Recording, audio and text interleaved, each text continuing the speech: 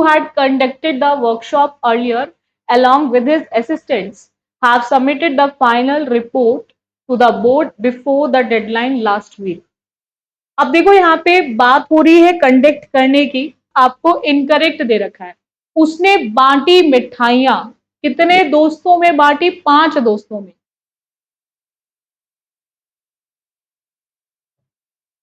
कितने दोस्तों में बांटी? 5 दोस्तों में।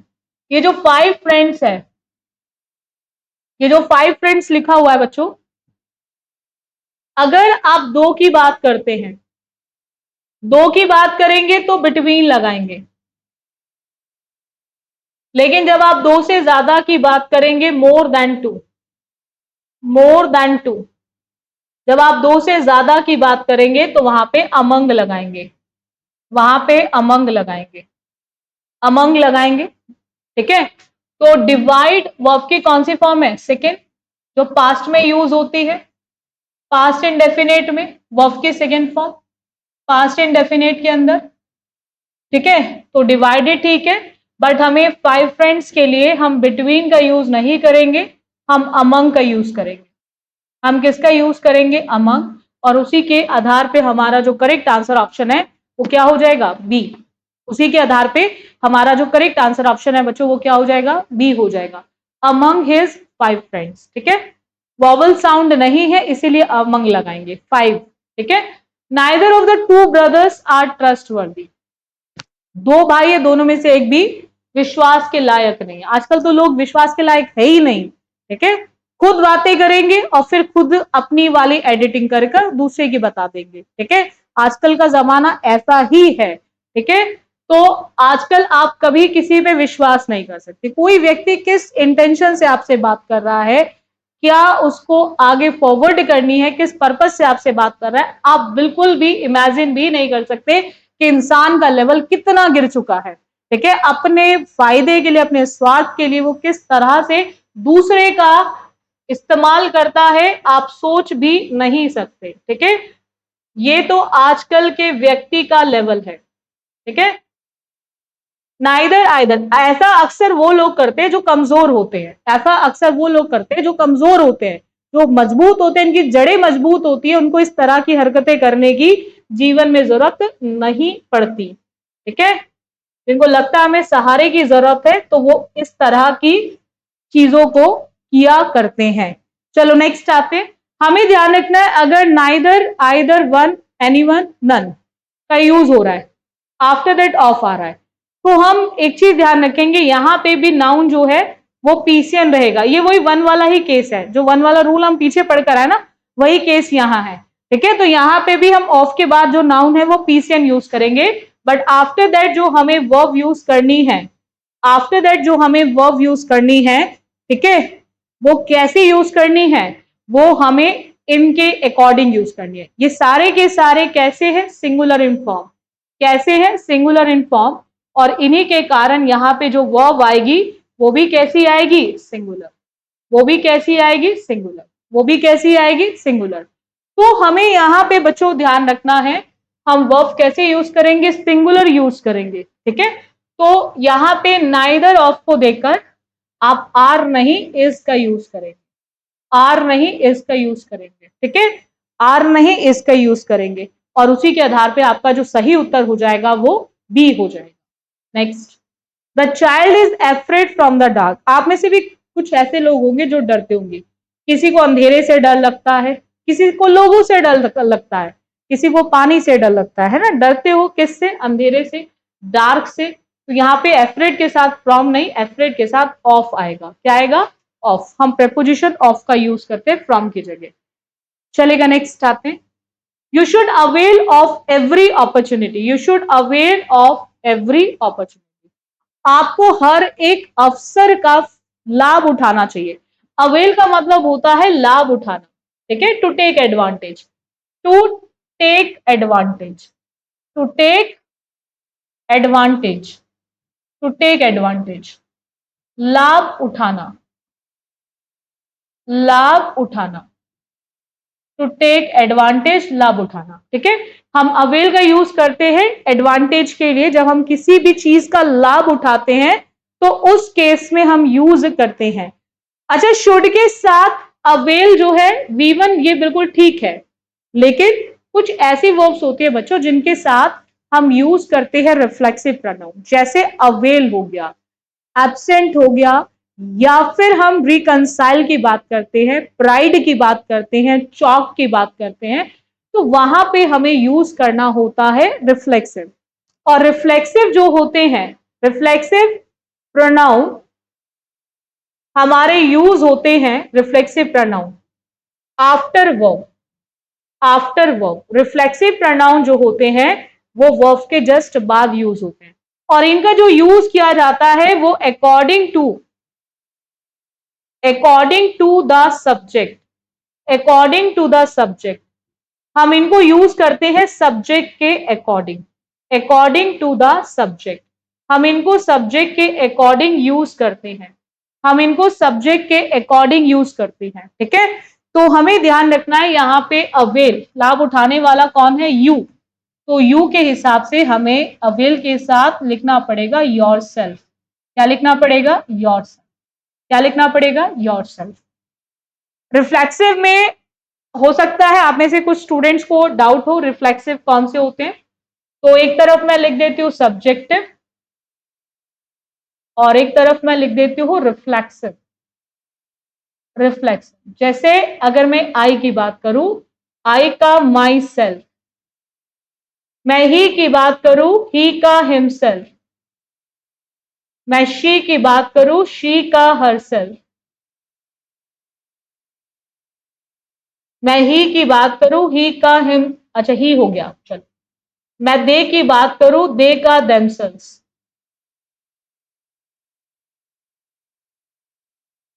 वी की बात करूं, आरसेल्व्स, मैं इट की बात करूं, इटसेल्फ। उसी तरह से यू की बात करें, योरसेल्फ, वन की बात करें, वन सेल्फ, ठीक है। ही हो गया, शी हो गया, इट हो गया, आई वी यू दे, चलो सारे हो गए, ठीक है। तो ये आपके रिफ्लेक्सिव होते हैं, और रिफ्लेक्सिव हमेशा परफॉर्मर के हिसाब से यूज होते हैं, ठीक है। तो हमने यू के हिसाब से क्या लिख दिया यहाँ पे? योरसेल्फ लिख दिया। चलो नेक्स्ट आप पे, the father with his son, with his one sons are arriving soon. अब यहां पे आपको देखना है कि कौन सा पार्ट इनकरेक्ट है, कौन सा पार्ट इनकरेक्ट है, ठीक है। With his sons, with his sons है ये, सून, अराइविंग सून। यहां पे आपको ध्यान रखना है कि आपको चेक करना है कौन सा पार्ट इनकरेक्ट है, कौन सा पार्ट इनकरेक्ट है, ठीक है। चलो कौन सा पार्ट इनकरेक्ट है ये चेक करना। अब फादर की बात हो रही है, with his sons are arriving soon, the father with his sons are arriving soon, फिर विद आ गया। और हमने अभी पीछे पढ़ा था रूल कि अगर विद एज अ कनेक्टर आता है, विद एज अ कनेक्टर आता है, तो वहां पे हमें ध्यान रखना है यूज होने वाली जो वर्ब है वो दोनों फॉर्म में आती है, सिंगुलर फॉर्म में भी और प्लूरल फॉर्म में भी, सिंगुलर फॉर्म में भी और प्लूरल फॉर्म में भी। हमें वर्ब किसके हिसाब से लेके चलनी होती है? फर्स्ट नाउन के हिसाब से लेके चलनी होती है। जैसा पहला नाउन होता है वैसी ही वर्ब। फादर कितने हैं? एक, और सन कितने हैं? एक से ज्यादा। हमें वर्ब किसके हिसाब से लेके चलनी है? फादर के हिसाब से। तो फादर के हिसाब से यहां पे आर नहीं इज आएगा, आर नहीं इज, और उसी के आधार पे जो सही उत्तर हो जाएगा वो डी हो जाएगा। हम यहाँ पे आर की जगह क्या लिखेंगे? इज लिखेंगे। आर की जगह क्या लिखेंगे? इज। यहाँ पे ये जो वन था ना, ये टाइपिंग मिस्टेक है, बाय मिस्टेक टाइप हो गया है वन एक्स्ट्रा, ठीक है, क्योंकि फादर के हिसाब से हिज ही आएगा। नेक्स्ट, द जज order the prisoner to hung till death. एक होता है बच्चों हैंग, और दूसरा भी हैंग होता है, और एक ही हैंग की सेकेंड और थर्ड फॉर्म होती है हंग और हंग। और एक की सेकेंड और थर्ड फॉर्म होती है हैंग और हैंग्ड। आप बच्चे ध्यान रखेंगे यहां पे कि जज ने ऑर्डर किया है, जो भी दोषी है, जिसने भी गलत किया है, जो भी आरोपी है, जिन्होंने भी कुछ भी आरोप किया है, ठीक है, ठीक है, अब उसको पकड़ा गया है तो उसको लटकाया जाएगा फांसी पे, ठीक है, टिल डेथ। अब यहाँ पे हैंग हांग हंग कब होता है? जब हम लटकने और लटकाने की बात करते हैं, बट यहाँ पे लटकना लटकाना नहीं है, यहाँ फांसी देने की बात हो रही है। व्यक्ति को फांसी दी जाएगी, व्यक्ति को लटकाने की बात तो होगी नहीं। तो आपको ध्यान रखना है ये जो हंग है ये आपकी इंट्रांजिटिव वर्ब भी है और ट्रांजिटिव वर्ब भी है, यानी कि ऑब्जेक्ट के साथ भी आती है, ऑब्जेक्ट के बिना भी। जैसे भी ये स्मार्ट बोर्ड है, डिजिटल बोर्ड है जिसमें मैं पढ़ा रही हूं, तो ये लटका हुआ है तो ये इंट्रांजिटिव हो गया। ऐसा तो नहीं होगा कि ये खुद आके दीवार पर मैं लटक जाता हूं, लटक गया होगा, नहीं, किसी ना किसी व्यक्ति ने इसको लटकाया भी होगा ना। तो यानी कि जब लटकाने वाला भी है, किसको लटकाया? बोर्ड को लटकाया, तो वहां पे ये ट्रांजिटिव वर्ब हो जाएगी। क्या लटकाया? बोर्ड लटकाया। क्या लटकाया? बोर्ड लटकाया। तो जहां ऑब्जेक्ट आ जाएगा वो ट्रांजिटिव हो जाएगा। तो हम बात कर रहे हैं व्यक्ति की, तो व्यक्ति को क्या मिलती है? फांसी। तो फांसी के लिए हम HANGD हैंग्ड का यूज करते हैं। तो यहाँ पे हमें ध्यान रखना है फांसी देने का काम कोई और करेगा, तो इसलिए इसको पैसिव में लिखने के लिए टू बी के साथ हम क्या लिखेंगे? Hanged, to be hanged, to be hanged. और उसी के आधार पे हमारा जो सही उत्तर होगा वो हमारा क्या हो जाएगा? फर्स्ट हो जाएगा। सही जो उत्तर है हमारा फर्स्ट हो जाएगा। My elder sister is married with a doctor.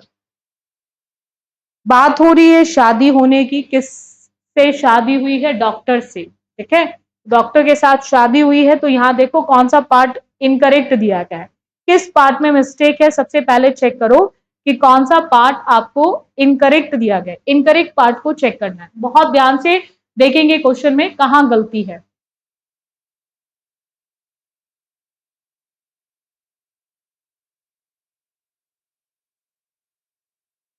हमें ध्यान रखना है बच्चों, यहाँ पे हम मैरिड के साथ जो ये विद देख रहे हैं, जब डॉक्टर की बात कर रहे हैं, किसी व्यक्ति की बात कर रहे हैं, तो वहां पे हम टू का यूज करेंगे, विद का यूज नहीं करेंगे।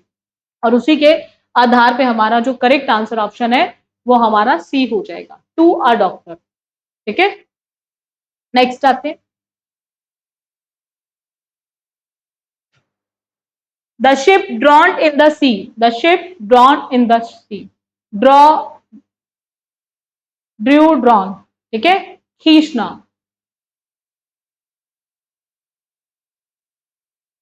शिप की बात हो रही है तो ड्रॉन्ड होगा, शिप की बात हो रही है तो ड्रॉन्ड होगा, किसी व्यक्ति के डूबने की बात होगी तो ड्रॉन्ड होगा। शिप है तो शिप के लिए डूबने के लिए सिंक की सेकेंड फॉर्म क्या होगी? सैंक।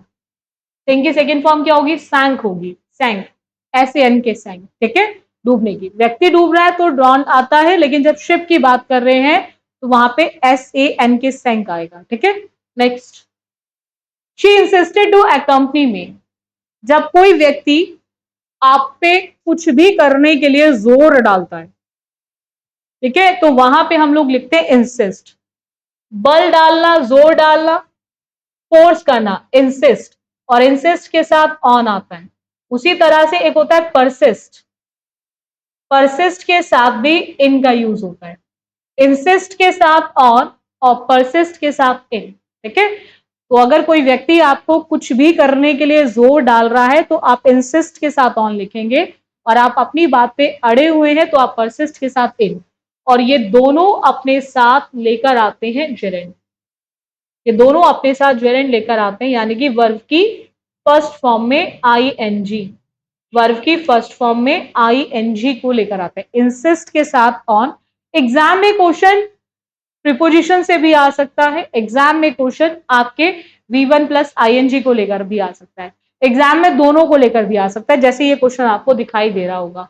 साथ देने की बात हो रही है तो यहाँ पे सबसे पहले इंसिस्ट के साथ टू नहीं ऑन, फिर हमें ING लगाना है तो अकम्पनिंग होगा, हमें यहाँ पे ING का यूज करना होगा, तो ये इंसिस्ट के साथ ऑन प्लस जेरिंग का यूज होता है, ठीक है। ऐसे कुछ और भी होते हैं जैसे कीप ऑन, कैरी ऑन, ठीक है, गो ऑन, किसी चीज को जारी रखना, पुट ऑफ, ठीक है, तो वहां पे भी हम वी वर्ब प्लस आईएनजी का यूज करते हैं। With a view to, look forward to, ठीक है, averse to, habitual of, habituated of, ये सब फ्रेजेस हैं जिनके साथ आपका जेरेंड यूज होता है V one plus ING. Which of the following sentences is grammatically correct? आपको देखना है इनमें से कौन सा सेंटेंस ग्रामेटिकली बिल्कुल सही दिया गया है। इनमें से कौन सा सेंटेंस ग्रामेटिकली बिल्कुल सही दिया गया है, आपको चेक करना है। When we reached the station, the train have already left. When we reached the station, the train has already left. When we reached the station, the train had already left. When we reached the station, the train already left.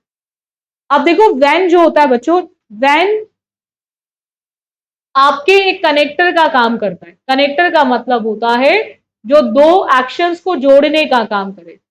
और जब भी ये as a connector use होता है तो इसमें जो पहले कंप्लीट होगा, फर्स्ट कंप्लीटेड एक्शन, वो पास्ट परफेक्ट में जाएगा। First completed action past perfect. Past perfect का मतलब हेड के साथ वर्ब की थर्ड फॉर्म। और जो भी सेकंड कंप्लीटेड होगा, जो भी सेकंड कंप्लीटेड होगा, वो पास्ट इनडेफिनेट में जाएगा। वो पास्ट इनडेफिनेट में। और पास्ट इनडेफिनेट का मतलब वर्ब की सेकंड फॉर्म। पास्ट इंडेफिनेट का मतलब वर्ब की सेकंड फॉर्म। पास्ट इंडेफिनेट का मतलब वर्ब की सेकंड फॉर्म। तो यहां पे ये दो ऐसे एक्शंस को जोड़ने का काम करता है जिसमें दोनों एक्शंस हमारे कंप्लीट होते हैं और दोनों कंप्लीटेड पास्ट में होते हैं। ठीक है, अब देखो हैव प्रेजेंट में है और रीच्ड पास्ट में है, तो हम दो ऐसे एक्शंस को जोड़ने के लिए व्हेन का यूज नहीं करते। एक खत्म प्रेजेंट में और एक पास्ट में।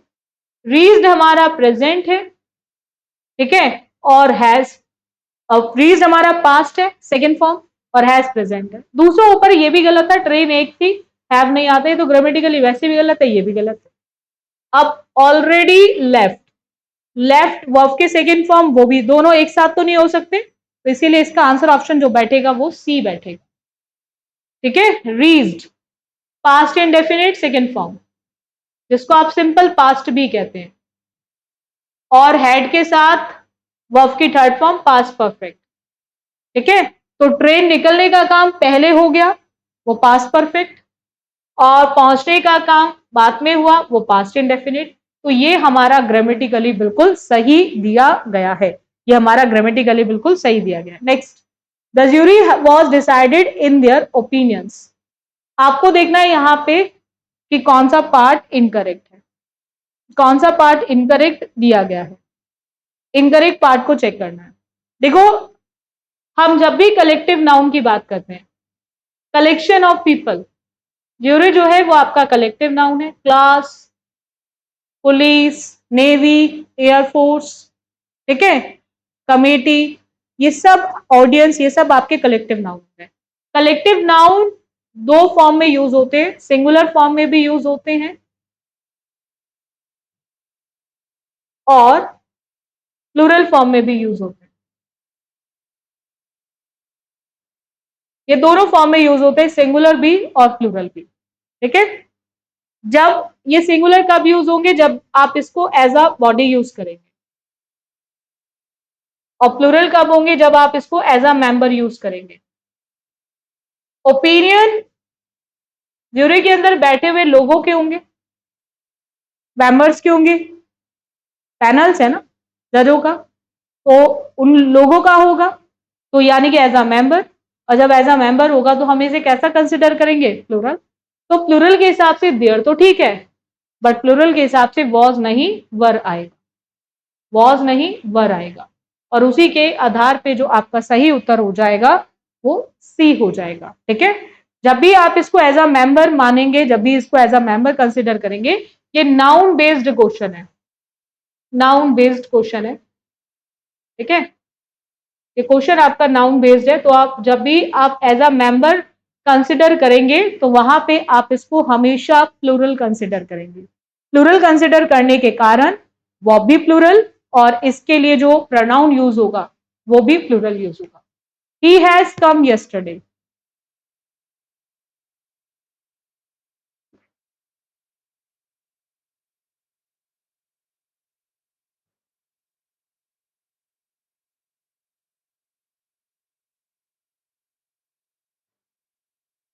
He has come yesterday. Yesterday का मतलब है पास्ट। यस्टरडे का मतलब पास्ट इंडेफिनिट। यस्टरडे का मतलब पास्ट इंडेफिनिट। और जब भी पास्ट इंडेफिनिट की बात करेंगे तो आपको ध्यान रखना है अफर्मेटिव सेंटेंसेस के अंदर हम यूज करेंगे वर्ब की सेकेंड फॉर्म। अफर्मेटिव सेंटेंसेस के अंदर हम यूज करेंगे वर्ब की सेकेंड फॉर्म। तो यहां पे सबसे पहले हैज हटाना है।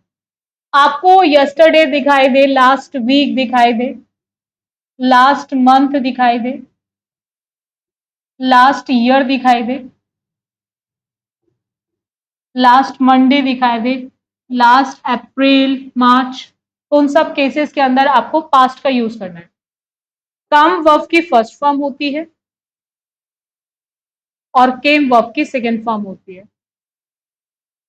और कम अगेन वर्ब की थर्ड फॉर्म होती है। तो हमें ध्यान रखना है यहाँ पे कम नहीं केम का यूज करेंगे और उसी के आधार पे हमारा जो करेक्ट आंसर ऑप्शन है वो डी हो जाएगा। चलेगा, नेक्स्ट आते हैं।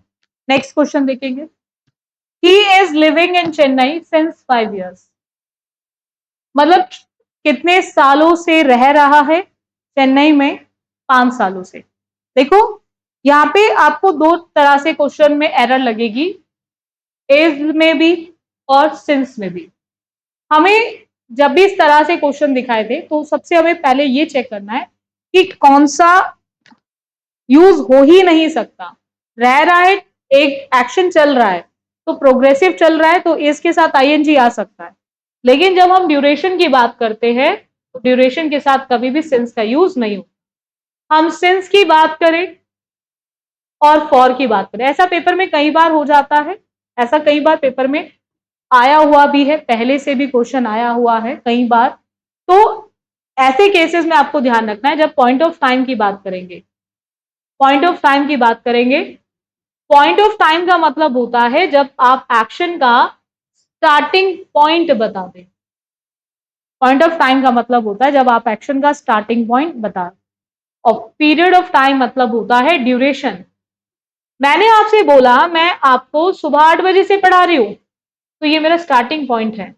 मैं आपको 4 घंटे से पढ़ा रही हूँ, 4 दिन से पढ़ा रही हूँ, 4 साल से पढ़ा रही हूँ, 10 साल से पढ़ा रही हूँ, तो ये मेरा ड्यूरेशन है। ड्यूरेशन है तो फिर फॉर आता है। तो यहाँ पे जब 5 years की बात करें, 5 years आपका ड्यूरेशन है और ड्यूरेशन में हम सिंस नहीं, हम फॉर का यूज करेंगे और उसी के आधार पे जो आपका करेक्ट आंसर ऑप्शन है वो सी हो जाएगा। जब भी आप पीरियड ऑफ टाइम ड्यूरेशन की बात करते हैं तो वहां पे 4 आता है। Hardly had he left the room when the guest have arrived. आपको देखना है कि कौन सा पार्ट इनकरेक्ट दिया गया है। ठीक है, कौन सा पार्ट इनकरेक्ट दिया गया है। ठीक है, हमें ध्यान रखना हार्डली छोड़ा ही था, गेस्ट पहुंच गए। अब यहाँ पे हैड का मतलब है पास्ट, हैड के साथ लेफ्ट, ठीक है, लेकिन दूसरा प्रेजेंट में जाएगा नहीं। हम दूसरा किस में लिखेंगे? पास्ट में। और पास्ट में लिखने के लिए हम यहाँ से क्या हटा देंगे? हैव। पास्ट में लिखने के लिए हम यहाँ से क्या हटा देंगे? हैव। ठीक है, जब भी हम पास्ट की बात करेंगे तो हम हैव का यूज नहीं करेंगे। जब भी हम पास्ट की बात करेंगे तो हम हैव का यूज नहीं करेंगे। यहाँ पे सीधा हम पास्ट इंडेफिनिट में यूज करते हैं वर्ब की सेकेंड फॉर्म। हम यहाँ पे सीधा पास्ट इंडेफिनिट के अंदर क्या यूज करेंगे? वर्ब की सेकेंड फॉर्म। और उसी सेकेंड फॉर्म के बेसिस पे हम यहां से क्या रिमूव करेंगे? हैव। हमें ये ध्यान रखना अगर हार्डली है, हार्डली है तो कंजंक्शन व्हेन बिल्कुल ठीक है क्योंकि हार्डली के साथ कंजंक्शन व्हेन आता है, ये बात ठीक है। हार्डली अगर सब्जेक्ट से पहले है तो इन्वर्जन आता है। इन्वर्जन मतलब पहले आपको हेल्पिंग लिखनी है, फिर आपको सब्जेक्ट लिखना है, फिर आपको मेन वर्ब लिखनी है। तो ये आपके केसेस तीनों के तीनों बिल्कुल ठीक है। लेकिन प्रॉब्लम जो है वो प्रॉब्लम है आपके हैव वाले पार्ट में। ठीक है, क्योंकि दोनों कंप्लीटेड एक्शन सेम टेंस में यूज होते हैं। Next, which of the following sentences is grammatically correct? 4 है, 4 में से आपको देखना है कौन सा ग्रामेटिकली बिल्कुल सही दिया गया है, कौन सा सेंटेंस ग्रामेटिकली बिल्कुल करेक्ट दिया गया है। He went to college in a train. He went to college with a train. He went to college by a train or he went to college on a train. आपको check करना है इनमें से कौन सा सही दिया गया है। अगर एक बार जाने की बात करेंगे तो गो की सेकेंड फॉर्म वेंट जो है ये बिल्कुल ठीक दी गई है। गो की सेकेंड फॉर्म वेंट बिल्कुल ठीक दी गई है अगर हम कहीं भी एक बार जाने की बात करते हैं, ठीक है। अब हम किससे गए वहां पे कॉलेज, हम ट्रांसपोर्टेशन की बात कर रहे हैं। आप स्कूल गए, कॉलेज गए, बस से गए, रिक्शा से गए, ऑटो से गए, ट्रेन से गए, किससे गए? ट्रांसपोर्टेशन के लिए हम हमेशा बाय का यूज करेंगे। ट्रांसपोर्टेशन के लिए किसका यूज करेंगे? बाय, ठीक है। ट्रेन का इस्तेमाल किया हमने वहां जाने के लिए ट्रांसपोर्टेशन का, तो ये ट्रांसपोर्टेशन के लिए क्या आएगा? बाय। और उसी के आधार पे हमारा जो करेक्ट आंसर ऑप्शन है वो क्या हो जाएगा बच्चों? सी हो जाएगा। C is the correct one. चलेगा, नेक्स्ट आते हैं। No less than 50 students were absent. No less than 50 students were absent. हमें देखना है यहाँ पे कौन सा पार्ट इनकरेक्ट दिया गया है। हमें यहाँ पे चेक करना है कि हमें कौन सा पार्ट इनकरेक्ट दिया गया है, कौन सा पार्ट इनकरेक्ट दिया गया है। देखो बच्चों, यहाँ पे हम बात कर रहे हैं नो के बाद लेस की, कि लेस सही है या नहीं ये डिसाइड हमारा 50 स्टूडेंट्स करेगा। स्टूडेंट्स का मतलब जिन्हें हम गिन सकते हैं, यानी कि काउंटेबल नाउन की बात करें। दो तरह के नाउन होते हैं, एक काउंटेबल, काउंटेबल का मतलब होता है जिन्हें आप 1 2 3 की फॉर्म में गिन सकते हैं, और एक होते हैं अनकाउंटेबल। ऐसे ही एक लिटिल आता है बच्चों, और एक आता है फ्यू। इतने आप एरर फाइंड आउट करो, एक लिटिल और एक आता है आपका फ्यू। लिटिल का यूज होता है बच्चों अनकाउंटेबल के, जिन्हें आप गिन नहीं सकते। जब भी आप अनकाउंटेबल नाउन की बात करते हैं, जिन्हें आप गिन नहीं सकते, जिन्हें आप गिन नहीं सकते 1 2 3 की फॉर्म में, उनके लिए आप लिटिल लिखते हैं। और फ्यू का यूज होता है काउंटेबल के लिए। फ्यू का यूज होता है काउंटेबल नाउन के लिए। काउंटेबल नाउन का मतलब होता है जिन्हें आप 1 2 3 की फॉर्म में गिन सकते हैं, जिनको आप 1 2 3 की फॉर्म में गिन सकते हैं, ठीक है। हमें ध्यान रखना है कि स्टूडेंट एक काउंटेबल है, और लिटिल क्योंकि यहाँ पे देन आ रहा है कंपैरिजन, तो लिटिल का जो कंपैरेटिव होता है वो लेस होता है। लेकिन हम स्टूडेंट्स की बात कर रहे हैं तो स्टूडेंट काउंटेबल है, तो फ्यू का जो कंपैरेटिव होगा वो फ्यूअर हो जाएगा। तो यहाँ पे लेस नहीं, हम फ्यूअर का यूज करेंगे, और उसी फ्यूअर के हिसाब से हमारा जो सही उत्तर होगा वो डी हो जाएगा। उसी फ्यूअर के हिसाब से हमारा जो सही उत्तर है वो क्या हो जाएगा? डी हो जाएगा। No fewer than, no fewer than 50 students were absent. Next, the old man fell down the stairs. देखो इनमें से कहाँ गलती है, कौन सा आंसर ऑप्शन होना चाहिए, मतलब कहाँ गलत दे रखा था, इनमें से कौन सा ऑप्शन को टिक करोगे? गिर गया, ठीक है। फेल डाउन, कहां से गिर गए? स्टेयर से गिर गए। कहां से गिर गए? स्टेयर से गिर गए। तो अब यहां पे हमें देखना है कि कौन सा पार्ट इनकरेक्ट दिया गया है। तो यहाँ पे क्या आ जाएगा? From the stairs. क्या आ जाएगा? From the stairs. चलेगा, नेक्स्ट आते हैं। I have visited Agra last month. I have visited Agra last month. हमें देखना है कहां हमें गलती दी गई है। अब विजिट करने की बात हो रही है कब? पिछले महीने। पिछला महीना मतलब बीता हुआ कल। बीता हुआ कल मतलब पास्ट इंडेफिनिट। लास्ट वर्ड किसी महीने से पहले, किसी दिन से पहले, किसी साल से पहले। अगर लास्ट शब्द दिखाई देता है, अगर लास्ट शब्द आपको किसी दिन से पहले, किसी महीने से पहले दिखाई देता है, किसी साल से पहले दिखाई देता है, उसका मतलब पास्ट इंडेफिनिट। और पास्ट इंडेफिनिट का मतलब होता है वर्ब की सेकेंड फॉर्म। जब भी आप अफर्मेटिव सेंटेंसेस की बात करते हैं, जब भी अफर्मेटिव सेंटेंसेस की आप बात करते हैं, सबसे पहले यहाँ पे हैव हटाना है, और हैव की जगह वर्ब की कौन सी फॉर्म लिखनी है? सेकेंड, यानी कि विजिटेड। और उसी के आधार पे जो आपका सही उत्तर होना चाहिए वो हमारा क्या हो जाएगा? First. First is the correct one. चलेगा, नेक्स्ट आते हैं। She does not know to swim. She does not know to swim.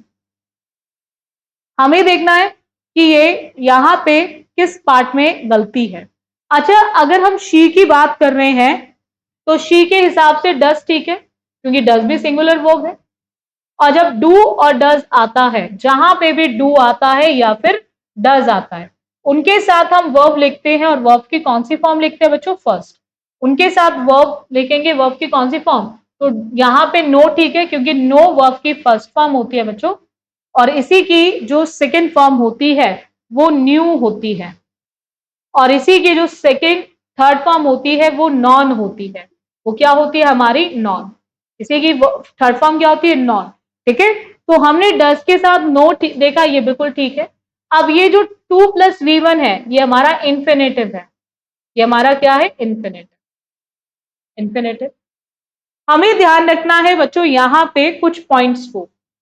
जब भी आपको नो दिखाई दे, जब भी आपको लर्न दिखाई दे, जब भी आपको टीच दिखाई दे, तो आप बच्चे ध्यान रखेंगे हम इनके साथ हम हमेशा इंफिनिटिव 2+वर्ब की फर्स्ट फॉर्म, 2+वर्ब की फर्स्ट फॉर्म, हम इनके साथ इंफिनिटिव का यूज करते हैं। हम इनके साथ हम इंफिनिटिव का यूज करते हैं। हम इनके साथ किसका यूज करते हैं, इंफिनिटिव का। लेकिन इंफिनिटिव से पहले हमें यहाँ पे हाउ का यूज करना है। इंफिनिटिव से पहले हमें यहाँ पे क्या यूज करना है, हाउ। क्या यूज करना है, हाउ। हाउ के साथ 2+वर्ब की फर्स्ट फॉर्म। ठीक है, तो यहाँ पे आप बच्चे ध्यान रखेंगे, हम लिखेंगे know how to swim, how to swim, how to swim, और उसी के आधार पे हमारा जो सही उत्तर हो जाएगा वो बी हो जाएगा। उसी के आधार पे हमारा जो सही उत्तर हो जाएगा वो बी हो जाएगा। She doesn't know how to swim, she doesn't know how to swim. Next आप I prefer tea than coffee. आप में से भी कुछ ऐसे लोग होंगे ना, कुछ को कॉफी पसंद है, किसी को टी पसंद है, किसी को कोल्ड ड्रिंक पसंद है ना, सभी की अलग अलग पसंद होती है, चॉइस होती है। आप कोई कुछ प्रेफर करता है, कोई कुछ प्रेफर करता है। अब यहाँ पे ना सबसे पहले देखो, प्रेफर जो है, प्रेफर आपके प्रेजेंट इंडेफिनिट में आता है। सबसे पहला पॉइंट है कि जब भी प्रेफर देखें तो यहाँ पे आपको प्रेजेंट इंडेफिनिट टेंस का यूज करना है। ठीक है, like, dislike, hate, love, know, prefer, ये सब हमारे प्रेजेंट इंडेफिनिट में आते हैं। सबसे पहले हमारा पॉइंट है ये प्रेजेंट इंडेफिनिट में, और प्रेजेंट इंडेफिनिट के अंदर जो आई है वो प्लूरल का काम करता है, तो प्लूरल के साथ वर्ब की फर्स्ट फॉर्म प्रेफर जो है ये बिल्कुल ठीक है। दूसरा क्वेश्चन बनता है एडजेक्टिव पर, कि अगर प्रेफर आ रहा है तो इसके साथ कभी भी देन नहीं आता, या फिर प्रेफर की जगह अगर यहाँ पे प्रायर होता, सुपीरियर होता, इंफीरियर होता, तो आपको ध्यान रखना इनके साथ कभी भी देन का यूज नहीं होता, और ना ही इनसे पहले कभी भी मोर का यूज होता है। आप प्रेफर करते हैं तो करते बहुत ज्यादा, बहुत कम क्या होता है, कुछ नहीं। ठीक है, तो मोर भी नहीं आता, इनके साथ देन नहीं आता। इनके साथ हमेशा TO2 का यूज होता है, इनके साथ हमेशा TO2 का यूज होता है। तो यहां पे वही गलती है, हमें देन नहीं, देन की जगह TO2 को लिखना है, देन की जगह TO2 को लिखना है, और उसी के आधार पे जो हमारा सही उत्तर हो जाएगा वो हमारा क्या हो जाएगा, D. D is the correct one. उसी के आधार पे जो हमारा करेक्ट आंसर ऑप्शन है वो डी हो जाएगा। हम देन की जगह TO2 को यूज करेंगे। नेक्स्ट आप में, he asked me that where I was going। अच्छा, उसने मुझसे पूछा भाई मैं कहाँ जा रहा हूँ। अब यहाँ पे ये डायरेक्ट एंड डायरेक्ट में नरेशन में आपने पढ़ा होगा। नरेशन वैसे तो एमटीएस में नहीं आता है, एमटीएस के एग्जाम्स की बात करें तो एमटीएस के अंदर आपको नरेशन दिखाई नहीं देगा, कन्वर्जन नहीं पूछा जाता, change into direct speech, change into indirect speech, है ना, या चेंज नई वॉइस पे क्वेश्चन आता है। लेकिन इस तरह से इनडायरेक्ट वे में पूछा जरूर जाता है। रूल इसमें वही लगाने हैं, आस्क्ड आ रहा है तो आस्क्ड का मतलब हम बात कर रहे हैं इंटेरोगेटिव सेंटेंसेस की, आस्क्ड का मतलब हम बात कर रहे हैं इंटेरोगेटिव सेंटेंसेस की। इंटेरोगेटिव सेंटेंसेस का मतलब है हमारे प्रश्नवाचक वाक्यों की। प्रश्नवाचक वाक्यों में जब भी वेयर आ रहा है, यानी कि जो WH फैमिली वर्ड से स्टार्ट है, जो WH फैमिली वर्ड से स्टार्ट है, ठीक है, उनमें हम ध्यान रखेंगे WH फैमिली वर्ड से स्टार्ट होते हैं, उनमें कंजंक्शन नहीं लगता, नो कंजंक्शन। इसमें वही रूल लगाना है, उनमें किसी भी कंजंक्शन का यूज नहीं होता। ना दैट आता है, ना इफ आता है, ना वेदर आता है। ऐसा क्यों होता है बच्चों? मैं आपको इतना डिटेल में हर एक पॉइंट इसलिए समझा रही हूं, अगर कोई बच्चा आज पहली बार क्लास ले रहा है एसएससी बुलेट पे इंग्लिश की, ताकि वो कॉन्सेप्ट को समझे। किसी की इंग्लिश बहुत ज्यादा कमजोर है, कोई इंग्लिश में बहुत ज्यादा वीक है, उसको नहीं आती है, इसलिए मैं इतना डिटेल में समझाती चल रही हूँ ताकि आपको हर एक पॉइंट क्लियर हो। इसके लिए आप इस रूल को पढ़ रहे हैं, इस क्वेश्चन को कर रहे हैं। इस क्वेश्चन को करने के लिए पहले आपने रूल पढ़ा है, नहीं पढ़ा है, इस क्लास को लेने के बाद आपको जरूरत नहीं है, ठीक है, क्योंकि आपको हर कॉन्सेप्ट में हर एक क्वेश्चन के साथ साथ समझाती चल रही, इसीलिए इसका नाम डाला हुआ है ग्रामर इन वन शॉट, ठीक है। आप एक शॉट में पूरी ग्रामर क्लियर कर सकते हैं। अब देखो यहाँ पे डब्ल्यूएच फैमिली वर्ड, जब भी डब्ल्यूएच फैमिली वर्ड समझते हो ना, why, where, when, how, which, ठीक है। एग्जाम स्टार्ट हो चुके हैं, ठीक है, सितंबर से पेपर शुरू, सीजन शुरू हो गया, हालांकि रुझान आना शुरू हो चुके हैं, ठीक है। कैंसिल पे कैंसिल होते जा रहे हैं पेपर आपके, ठीक है, बट कोई बात नहीं, शिफ्ट कैंसिल हो रही है, बट चीजें, show must go on, show तो चल रहा है ना, चलते रहना चाहिए। अभी हमारा जिनके हो रहे एग्जाम, एटलीस्ट वो तो अच्छे से दे एग्जाम। तो यहाँ पे हमें ध्यान रखना है कि दो चीजों को देखते हुए चलना है। वो क्या है कि हम कंजंक्शन का यूज नहीं करते, ना तो दैट लगाते हैं, ना ही इफ, ना वेदर, ठीक है, क्योंकि यहाँ पे जो डब्ल्यूएच फैमिली वर्ड है यही कंजंक्शन का काम करते हैं, और जब ये कंजंक्शन का काम कर रहे हैं तभी तो यहाँ पे हम क्या यूज कर रहे हैं, सब्जेक्ट। फिर ये कंजंक्शन होने के कारण, ये कंजंक्शन होने के कारण यहाँ पे हम क्या यूज करें, सब्जेक्ट, हेल्पिंग वर्ब, और फिर ये हमारी मेन वर्ब, यानी कि यहाँ पे दैट का कोई रोल नहीं है। दो दो कंजंक्शन एक साथ नहीं आ सकते, और उसी के आधार पे हमारा जो करेक्ट आंसर ऑप्शन है वो हमारा डी हो जाएगा। चलो next, he as well as his brothers were present. हमें देखना है यहाँ पे कि कौन सा पार्ट इनकरेक्ट दिया गया है, कौन सा पार्ट इनकरेक्ट दिया गया है, बहुत ध्यान से देखेंगे। एज वेल एज आ रहा है, ये रूल अभी हमने आज की क्लास में इससे रिलेटेड कई क्वेश्चंस कर लिए। उसका रीजन ये है क्योंकि ये इंपॉर्टेंट रूल है। तो यहाँ पे जो वर्ब यूज होगी वो कैसे यूज होगी, ये हमारे पहले नाउन के हिसाब से डिसाइड होगी। अगर ये पहला नाउन सिंगुलर है तो यहाँ पे वर्ब भी सिंगुलर, और पहला नाउन प्लूरल है तो यहाँ पे वर्ब भी प्लूरल। जैसा पहला नाउन होगा वैसे ही हमारी वर्ब होगी, जैसा पहला नाउन होगा वैसी हमारी वर्ब होगी। तो ही कैसा सब्जेक्ट है, सिंगुलर, ही कैसा सब्जेक्ट है, सिंगुलर, तो इसीलिए यहाँ पे वर्ब भी कैसी लेकर आएगा, सिंगुलर। तो यहाँ पे आप वर नहीं, वर की जगह क्या लिखेंगे, वॉज, वर नहीं, वर की जगह क्या लिखेंगे, वॉज, और उसी के आधार पे जो आपका करेक्ट आंसर ऑप्शन है वो सी हो जाएगा, उसी के आधार पे जो आपका करेक्ट आंसर ऑप्शन है वो सी हो जाएगा। बोलो इतना क्लियर है सभी को, डाउट है किसी को? Next, the number of applicants have increased this year, the number of applicants have increased this year.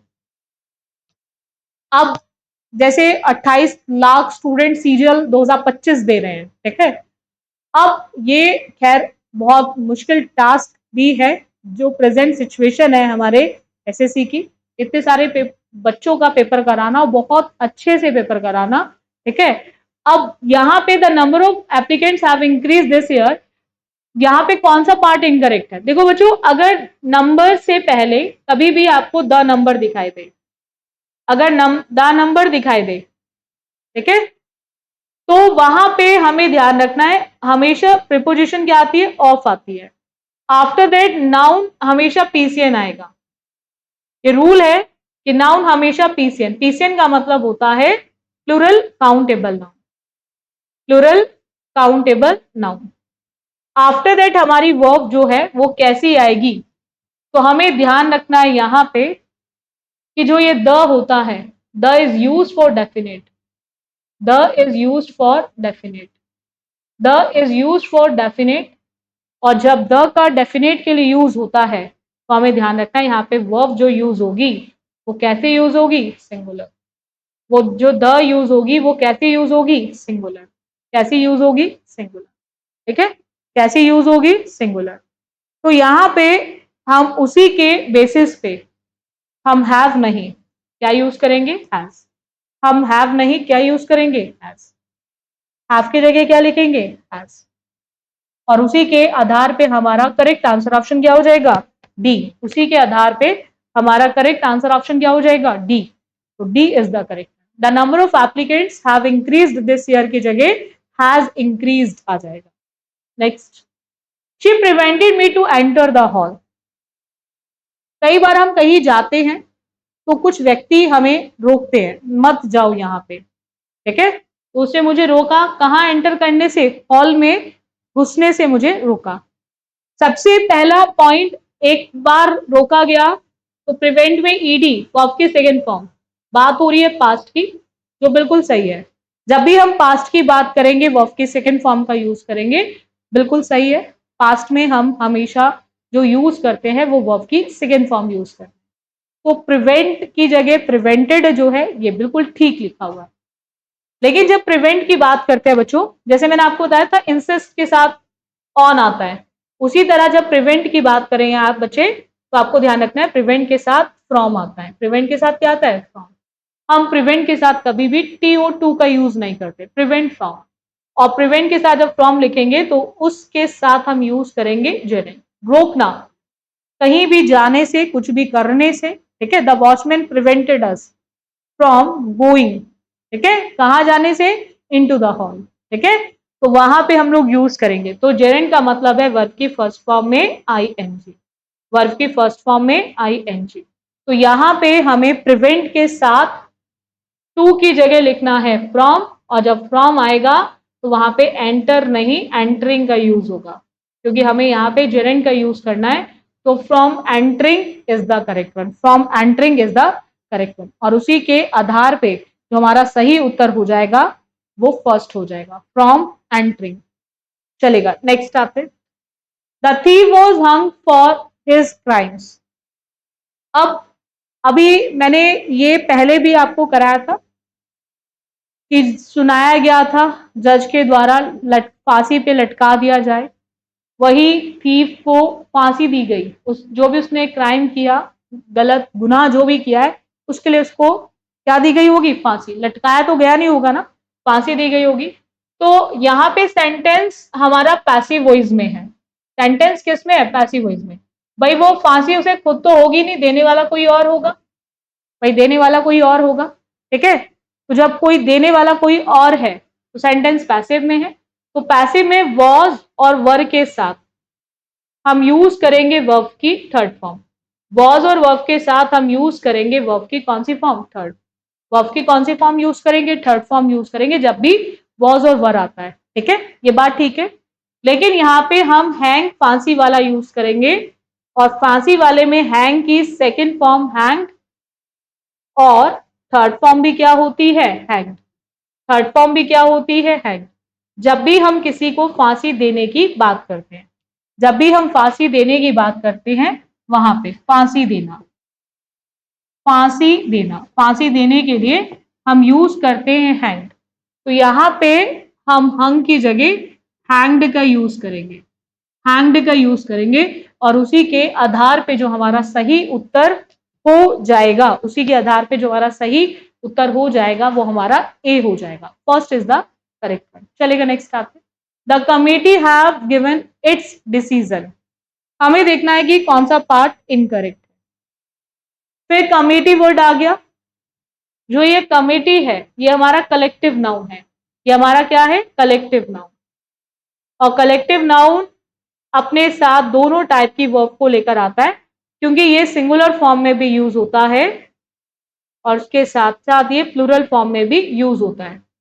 और यही रीजन है कि इसके साथ वर्ब भी दोनों तरह से यूज होती है, सिंगुलर भी और प्लूरल भी, क्योंकि दोनों फॉर्म में यूज होता है। कमेटी ग्रुप ऑफ पीपल की बात कर रहे हैं, ठीक है? कलेक्टिव का नाउन का मतलब क्या है? जहां ग्रुप ऑफ पीपल की बात करते हैं। अब डिसीजन जो दिया होगा वो एक एक ने तो दिया नहीं होगा, सबने अलग अलग तो नहीं, मिलकर एक ही डिसीजन दिया होगा। तो यानी कि हम इसको एज अ बॉडी यूज करेंगे, तो एज अ बॉडी हम इसको हमेशा सिंगुलर कंसिडर करते हैं। और अगर एज अ मेंबर यूज करते हैं, ठीक है, एज अ मेंबर, अगर ओपिनियन की बात होती तो एज अ मेंबर होता, एज अ मेंबर होता तो प्लूरल होता। बट हम बात कर रहे हैं एज अ बॉडी, तो एज अ बॉडी मतलब सिंगुलर। तो यहाँ पे हम देखो, सिंगुलर के अकॉर्डिंग इट्स ठीक है, बट सिंगुलर के अकॉर्डिंग हैव नहीं हैज आएगा, सिंगुलर के अकॉर्डिंग हैव नहीं हैज आएगा, और उसी के आधार पे जो इसका सही उत्तर हो जाएगा वो हमारा हो जाएगा फर्स्ट ए। ठीक है, चलेगा। बाकी जिनको बैचेस चाहिए आप बच्चे बैच ले सकते हो, जिसके लिए आप प्ले स्टोर पे जाए और वहां से हमारे एसएससी बुलेट एप्लीकेशन को डाउनलोड करें। ठीक है, चलो नेक्स्ट आते हैं। The old lady was unable to climb stairs because her ex is aching constantly since morning. आज ये क्लास एक लंबी क्लास होने वाली है। ठीक है, आप सोच होंगे आज इतनी लंबी क्लास कैसे हो गई, है ना, क्योंकि ऑलमोस्ट 1.5 घंटा होने वाला है, या हुई ऑलमोस्ट हो ही गया है आपका। ठीक है, तो आज ये क्लास लंबी होने वाली है क्योंकि इसमें मैं आज एक क्लास में आपको पूरी ग्रामर कवर कराने वाली हूँ। आपको लगना चाहिए ना सैटरडे स्पेशल है, आपको लगना चाहिए ना सैटरडे स्पेशल है, तो कुछ स्पेशल है, तो आज हम पूरी ग्रामर को कवर करने वाले हैं एक क्लास में। द ओल्ड लेडी की बात हो रही है जो अयोग्य है किस पे चढ़ने के लिए, सीढ़ियों पे चढ़ने के लिए। उसका कारण लगातार दर्द है उसके पैरों में। ठीक है, सुबह से लगातार दर्द हुए जा रहा है। अब सुबह से लगातार दर्द हो रहा है टाइम के साथ, अगर कोई कार्य कोई भी एक्शन जारी है, जारी कार्य समय के साथ, समय के साथ, ठीक है, तो इसका मतलब हम यूज करेंगे परफेक्ट कॉन्टिन्यूअस। इसका मतलब हम यूज करेंगे परफेक्ट कॉन्टिन्यूअस, हम परफेक्ट कॉन्टिन्यूअस को यूज करेंगे। ठीक है, तो परफेक्ट कॉन्टिन्यूअस में इज नहीं आता, इज के साथ बीन नहीं आता, ये वैसे ही गलत है। इज हमारा सिंपल प्रेजेंट कॉन्टिन्यूअस को बताता है। अब देखो यहां पे हमें ध्यान रखना है, तो हमें प्रेजेंट का ही परफेक्ट कॉन्टिन्यूअस लिखना है। वैसे तो हम सी ऑप्शन वैसे भी नहीं लिख सकते, हैड बीन के साथ एस और एस तो आता नहीं है, तो ये ग्रामेटिकली वैसे भी गलत है। हमारा जो आंसर है हर तरह से जो हमारा सही उत्तर बैठेगा वो हमारा बी बैठेगा, हर तरह से जो हमारा सही उत्तर बैठेगा वो हमारा बी बैठेगा, हैव बीन। क्योंकि लेग्स की बात हो रही है ना, एक से ज्यादा, तो लेग्स के केस में हमें क्या लिखना पड़ेगा, हैव बीन। चलो, the plane landed in the airport, destination की बात हो रही है तो इन नहीं एट का यूज होगा, ये तो इजी है, इन नहीं एट आ जाएगा। ठीक है, प्रेपोजिशन क्या आएगा, at the bus stop, at the station. ठीक है, चलो नेक्स्ट आते हैं। If I was you I would accept the offer, if I was you I would accept the offer. चलो कंडीशनल आ गया, कंडीशनल भी कर लेते हैं इसमें पॉइंट कवर।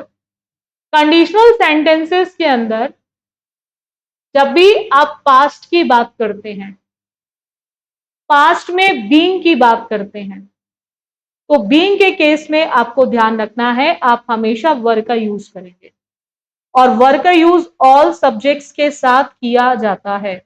वर्ब का यूज ऑल सब्जेक्ट्स के साथ किया जाता है, चाहे सब्जेक्ट सिंगुलर हो चाहे सब्जेक्ट प्लूरल हो, हम ऑल सब्जेक्ट के साथ वर्ब को यूज करेंगे।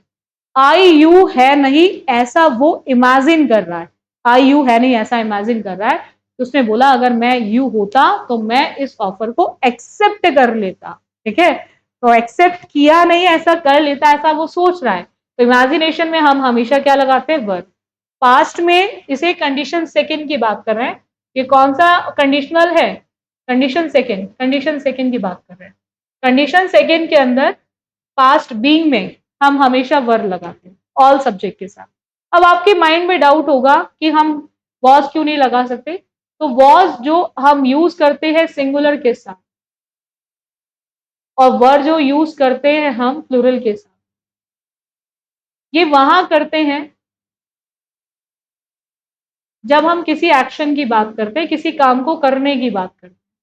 ठीक है, जब हम किसी एक्शन की बात करते हैं, किसी काम को करने की बात करते हैं, यहाँ कोई काम नहीं है, तो यहाँ पे हमेशा क्या आएगा, verb. Next, the teacher explain him the topic, हमें देखना है कि हम इसको किससे रिप्लेस करेंगे। अब टीचर ने क्या एक्सप्लेन किया, टॉपिक। अब यहाँ पे आप ध्यान रखेंगे एक्सप्लेन के बाद क्या एक्सप्लेन किया, टॉपिक। किसको किया, हिम को। यानी कि हम जब भी बात करते हैं इनडायरेक्ट ऑब्जेक्ट की, ठीक है, जब भी हम बात करते हैं इनडायरेक्ट ऑब्जेक्ट की, तो वहां पे यूज होता है TO2 इनडायरेक्ट ऑब्जेक्ट के लिए, हम TO2 का यूज करेंगे। तो इसीलिए इसका जो सही उत्तर होगा वो हमारा सी हो जाएगा। चलो next. She said me a lie. He said. He said me a lie. जैसे हम कई बार बोलते हैं उसने मुझे झूठ बोला, उसने मुझे झूठ बताया, ठीक है, तो हम टेल अ लाई बोलते हैं ना, वही टोल्ड मी अ लाई, टोल्ड मी अ लाई, टोल्ड मी अ लाई। हम टोल्ड का यूज करते हैं ना, टेल मी अ लाई, ठीक है, उसने मेरे से झूठ बोला, झूठ बताया उसने मुझे। Each of the candidates have submitted there documents for verification. ये अभी हम पीछे पढ़ के भी आए हैं इस क्वेश्चन को, ठीक है, इस पे बेस्ड यही क्वेश्चन नहीं था, मतलब इसी तरह का क्वेश्चन था जिसमें हमने नाइदर ऑफ पढ़ा था, यहाँ पे ईच ऑफ आ गया। तुम्हारे बता था ना, नाइदर ऑफ, ईच ऑफ हमने करा था, any one of, none of. तो वहां पे हमें ध्यान रखना है उस केस में नाउन हमेशा पीसीएन आता है, उस केस में नाउन हमेशा पीसीएन, पीसीएन का मतलब प्लूरल काउंटेबल, पीसीएन का मतलब प्लूरल काउंटेबल नाउन, नाउन हमेशा पीसीएन। लेकिन जो वर्ब होती है वो हमेशा ऑफ से पहले वाले केस के हिसाब से, और ये कैसा केस है, सिंगुलर, तो इसीलिए यहाँ पे जो वर्ब आएगी वो हमेशा सिंगुलर आएगी।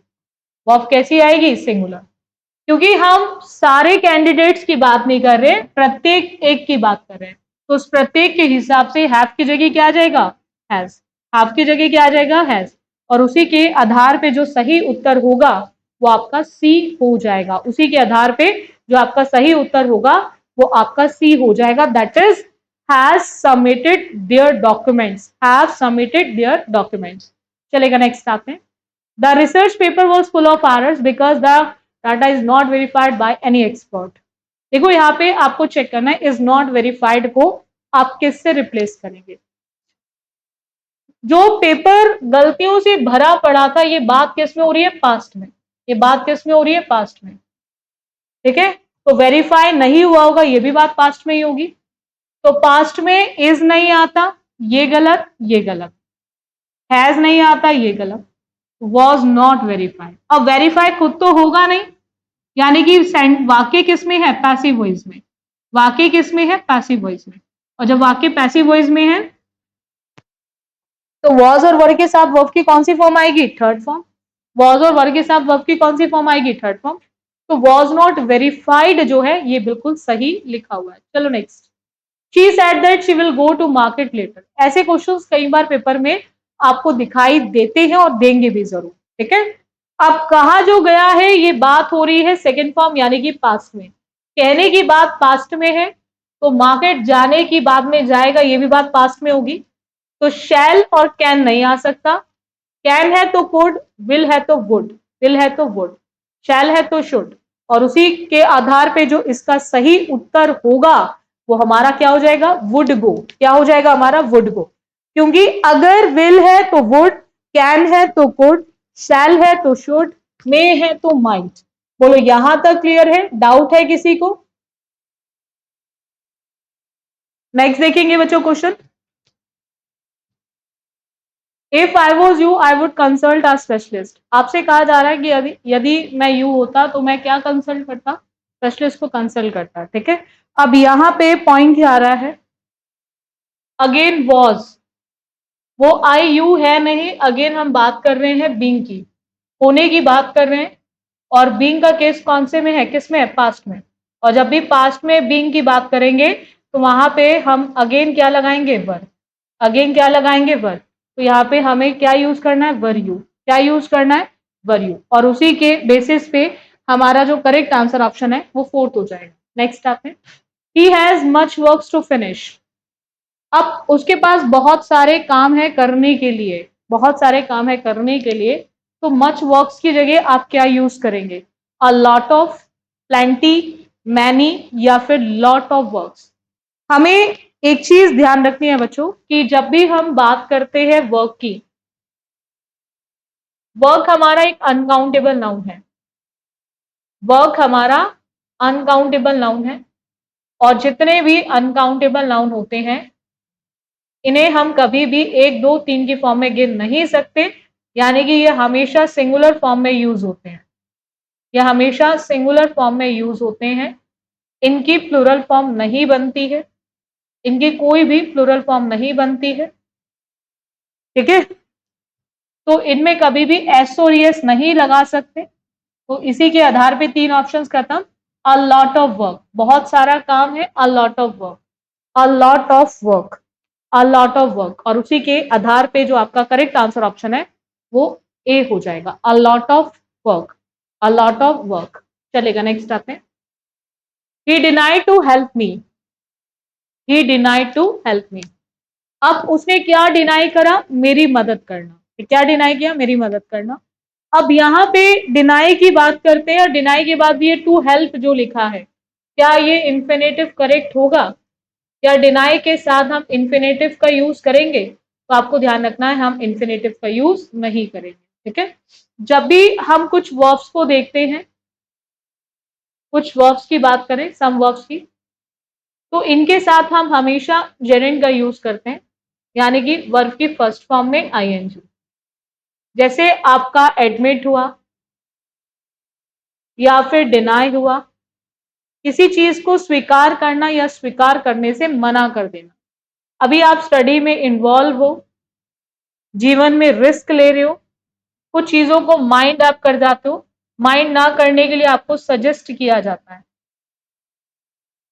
क्लासेस लेना आपकी फैंसी इच्छा है, क्लासेस अच्छे से लेते हो तो आपको अप्रिशिएट किया जाता है, आपके हर एक पॉइंट को कंसिडर किया जाता है, ठीक है।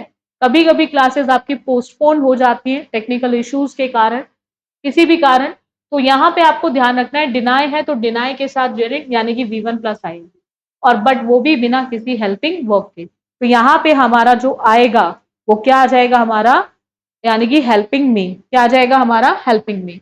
और उसी के आधार पे हमारा जो सही उत्तर हो जाएगा वो सी हो जाएगा। चलेगा, नेक्स्ट आते हैं। He is a honest man, he is a honest man. आपको देखना है यहाँ पे कि कौन सा पार्ट इनकरेक्ट है, यानी कि इसको आप किससे रिप्लेस करेंगे? He is a honest man.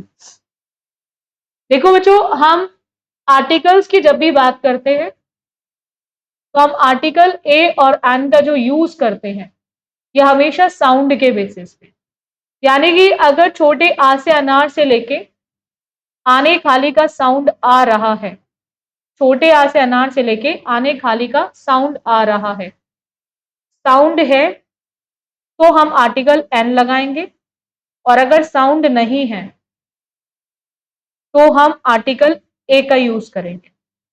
तो हमें यहाँ पे ध्यान रखना है, हम आर्टिकल ए और एन का जो यूज करते हैं वो साउंड के बेसिस।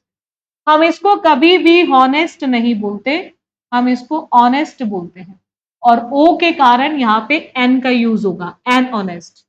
हम कभी भी यहाँ पे आर्टिकल ए का यूज नहीं करेंगे, हम इसको ऑनेस्ट बोलते हैं, ओ का साउंड आता है honest. Next, he came here with a view to meet his old friend. हमें देखना है यहाँ पे with a view to meet को आप किससे रिप्लेस करेंगे? With a view to meet को आप किससे रिप्लेस करेंगे? To meet with, for meeting, in view to meet, या with a view to meeting. हम इसको किससे रिप्लेस करेंगे? हमें यहाँ पे ध्यान रखना है कि जब भी हम बात करते हैं विद अ व्यू टू, आप किस पर्पस से एसएससी बुलेट के लाइव क्लास में आए हो? एग्जाम क्रैक करने के पर्पस से, इसीलिए आप आज ग्रामर इन वन शॉट देख रहे हो। With a view to, look forward to, look forward to, यानी कि ये आपकी फ्रेजेस हैं, और जब भी ये फ्रेज आती है तो ये अपने साथ जेरिंड को लेकर आती है, यानी कि वर्ब की फर्स्ट फॉर्म में आईएनजी को। यहाँ पे टू होने के बाद भी, क्योंकि ये टू फ्रेज फॉर्म में है, टू किस फॉर्म में है? फ्रेज फॉर्म में। टू होने के बाद भी हम V1 प्लस क्या यूज कर रहे हैं? आईएनजी।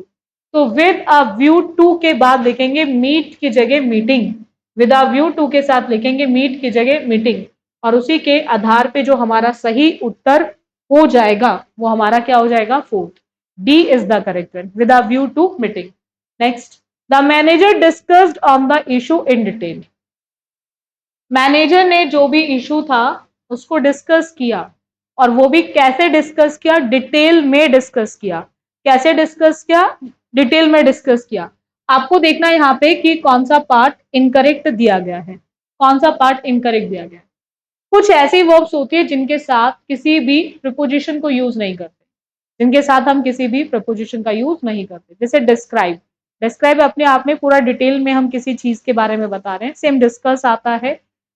उसी तरह से अगर हम बात करें रिसेंबल की, पैनिट्रेट करने की बात करें, ठीक है, जैसे हम इंजेक्शन लगाते हैं ना पैनिट्रेट, उसके लिए भी हम यूज करते हैं फोन, टेलीफोन, इन्वेस्टिगेट, मैरी। इनके साथ हम किसी भी प्रपोजिशन को यूज नहीं करते।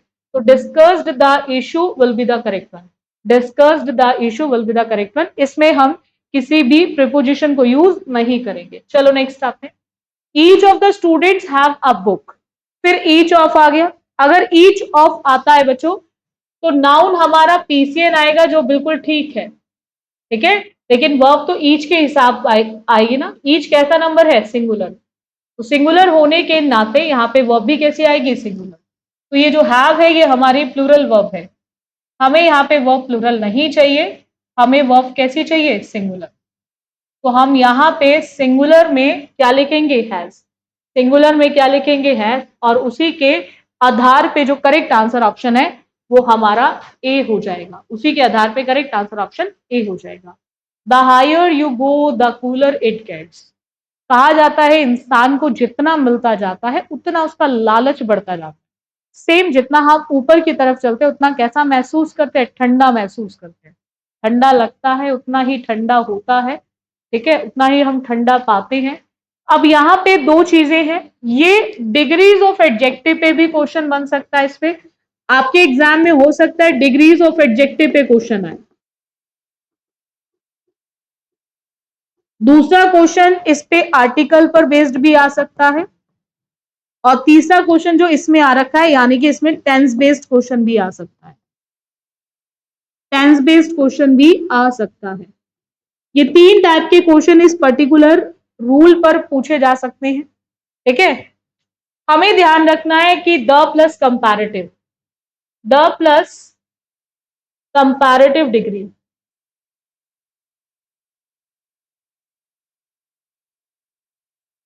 The plus comparative degree,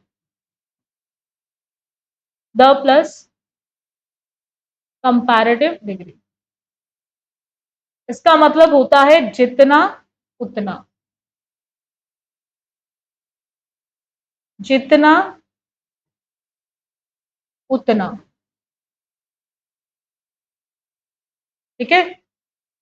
the plus comparative, the plus comparative, जितना उतना, ठीक है। आर्टिकल दोनों में आएगा। तो यहाँ पे हाई में ई आर और कूल में ई आर, और दोनों से पहले आर्टिकल द है, ये बात ठीक है। बट यू कैसा सब्जेक्ट है? प्लूरल। तो प्लूरल के हिसाब से गो ठीक है वी1। बट इट कैसा सब्जेक्ट है? सिंगुलर। तो सिंगुलर के हिसाब से वी1 जो है ये गलत है। वी1 मतलब होता है प्लूरल। हमें यहाँ पे वर्ब प्लूरल नहीं चाहिए, हमें वर्ब कैसी चाहिए? सिंगुलर। तो अगर हमें वर्ब को सिंगुलर बनाना है तो हमें वी1 में लगाना पड़ेगा एस और ईएस। तो हम यहाँ पे गेट नहीं गेट्स लिखेंगे। Cooler it gets, cooler it gets. और उसी के आधार पे हमारा जो सही उत्तर हो जाएगा वो ए हो जाएगा। Cooler it gets, cooler it gets. चलेगा नेक्स्ट आप। She prevented me to go there, अभी हम पीछे भी पढ़कर आए थे, बट यहाँ पे क्वेश्चन जो है इम्प्रूवमेंट फॉर्म में है। अगर प्रिवेंटेड आ रहा है तो प्रिवेंटेड के साथ टू नहीं, हमें क्या लगाना पड़ेगा? फ्रॉम। वहां हॉल के अंदर एंट्री करने की बात थी, यहाँ पे देयर। तो फ्रॉम के साथ हमें क्या यूज करना है? क्योंकि जब भी प्रिवेंट आता है, रोकना कहीं जाने से आपको, तो प्रिवेंट के साथ फ्रॉम आता है। और जहां प्रिवेंट के साथ फ्रॉम आता है वहां पे हमें यूज करना है जेरेंट।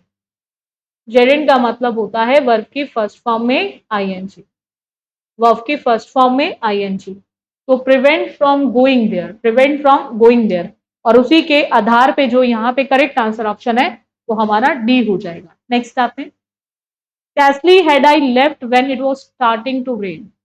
होता है ना, कई बार मुश्किल से हम बाहर निकलते ही हैं, इतने में बारिश शुरू हो जाती है। छोड़ने का काम पास्ट में हुआ, तो डेफिनेटली जो बारिश शुरू हुई होगी ये भी बात पास्ट में ही होगी। तो पास्ट में हमें ध्यान रखना है, हम यूज करेंगे वर्ब की कौन सी फॉर्म? सेकेंड। तो started will be there, started का यूज होगा, it started to rain, it started to rain. Next आते हैं, नेक्स्ट देखेंगे जरा सभी बच्चे।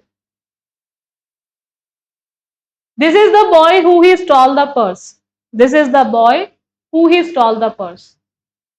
अब देखो बच्चों, यहाँ पे हम बात कर रहे हैं लड़के की, हम बात किसकी कर रहे हैं, लड़के की। तो लड़के के लिए क्या आएगा, हु, लड़के के लिए क्या आएगा, हु, ठीक है। फिर हम ही का यूज नहीं करेंगे, हम ही का यूज नहीं करेंगे, क्योंकि यहाँ पे जब रिलेटिव प्रोनाउन हु आ रहा है, ये जो रिलेटिव प्रोनाउन है हु, ये वहां पर आता है, हु का यूज वहां होता है जब आप किसी भी पर्सन सब्जेक्टिव की बात करते हैं, तो वहां पे हु लगाते हैं। और हुम का यूज होता है जब आप किसी भी पर्सन ऑब्जेक्टिव की बात करते हैं, जब आप किसी भी पर्सन ऑब्जेक्टिव की बात करते हैं तो वहां पे आप हुम लगाते हैं। और विच का यूज आप वहां करेंगे जब आप बात करते हैं सब्जेक्टिव, या तो एनिमल हो या फिर थिंग हो, तो वहां पे आप यूज करते हैं विच, ठीक है। तो यहां पे आप हु स्टॉल के बेसिस पे आपका जो सही उत्तर हो जाएगा वो क्या हो जाएगा, डी। हु स्टॉल के बेसिस पे आपका सही उत्तर डी हो जाएगा। She is my cousin sister, she is my cousin sister. देखो, कजन है तो सिस्टर की जरूरत नहीं है, सिबलिंग के लिए हम कभी ब्रदर सिस्टर का यूज करते हैं नहीं, सेम कजन के लिए भी हम ब्रदर या सिस्टर का यूज नहीं करेंगे। अंकल आंट की है तो हमारे कजन, ठीक है। तो it will be a case of super plus, ठीक है, सुपर प्लस होने के कारण हम यूज नहीं करेंगे। She aren't believe in wasting time during working hours, ठीक है। होता है ना, कुछ लोग विश्वास नहीं करते इस चीज पे, बिल्कुल भी उन्हें नहीं लगता कि हमें बर्बाद करना चाहिए समय जब कोई कार्य को कर रहे होते हैं। बिलीव की बात करें तो बिलीव के केस में आपको ध्यान रखना है, एक तो इसके ना स्पेल टेस्ट के क्वेश्चन बहुत आता है, ई आई या आई ई, तो बिलीव में हम आई ई का यूज करते हैं। बिलीव हो गया, थिंक हो गया, नो हो गया, लाइक हो गया, डिसलाइक हो गया, ठीक है, लव हेट, ये हमेशा प्रेजेंट इंडेफिनेट में आते हैं। किसमें आते हैं, प्रेजेंट इंडेफिनेट।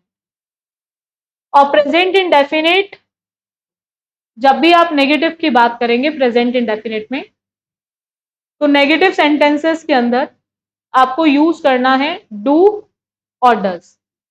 और जहां डू डज आता है वहां पे वर्ब की फर्स्ट फॉर्म आती है, डू और डज के साथ वर्ब की फर्स्ट फॉर्म, डू और डज के साथ। तो डजंट बिलीव, डजंट बिलीव, और उसी के आधार पे हमारा जो करेक्ट आंसर ऑप्शन है वो डी हो जाए। डजंट बिलीव के आधार पे हमारा जो करेक्ट आंसर ऑप्शन है वो फोर्थ हो जाएगा। चलिए, she is married with a doctor, married to a doctor हो जाएगा, मैरिड के साथ टू का यूज होता है, ठीक है। चलेगा, नेक्स्ट आते हैं। I came to know this from a friend. अगर हमें कोई चीज किसी व्यक्ति से पता चल रही है, किसी व्यक्ति के थ्रू पता चल रही है, तो वहां पे क्या यूज करेंगे, through a friend, through a friend, through a friend. Came के साथ टू आता है, टू के साथ वर्ब की फर्स्ट फॉर्म आती है। कोई चीज पता चलिए, किसी से पता चलिए तो थ्रू यूज होगा, ठीक है। Next, seldom we have seen such a performance.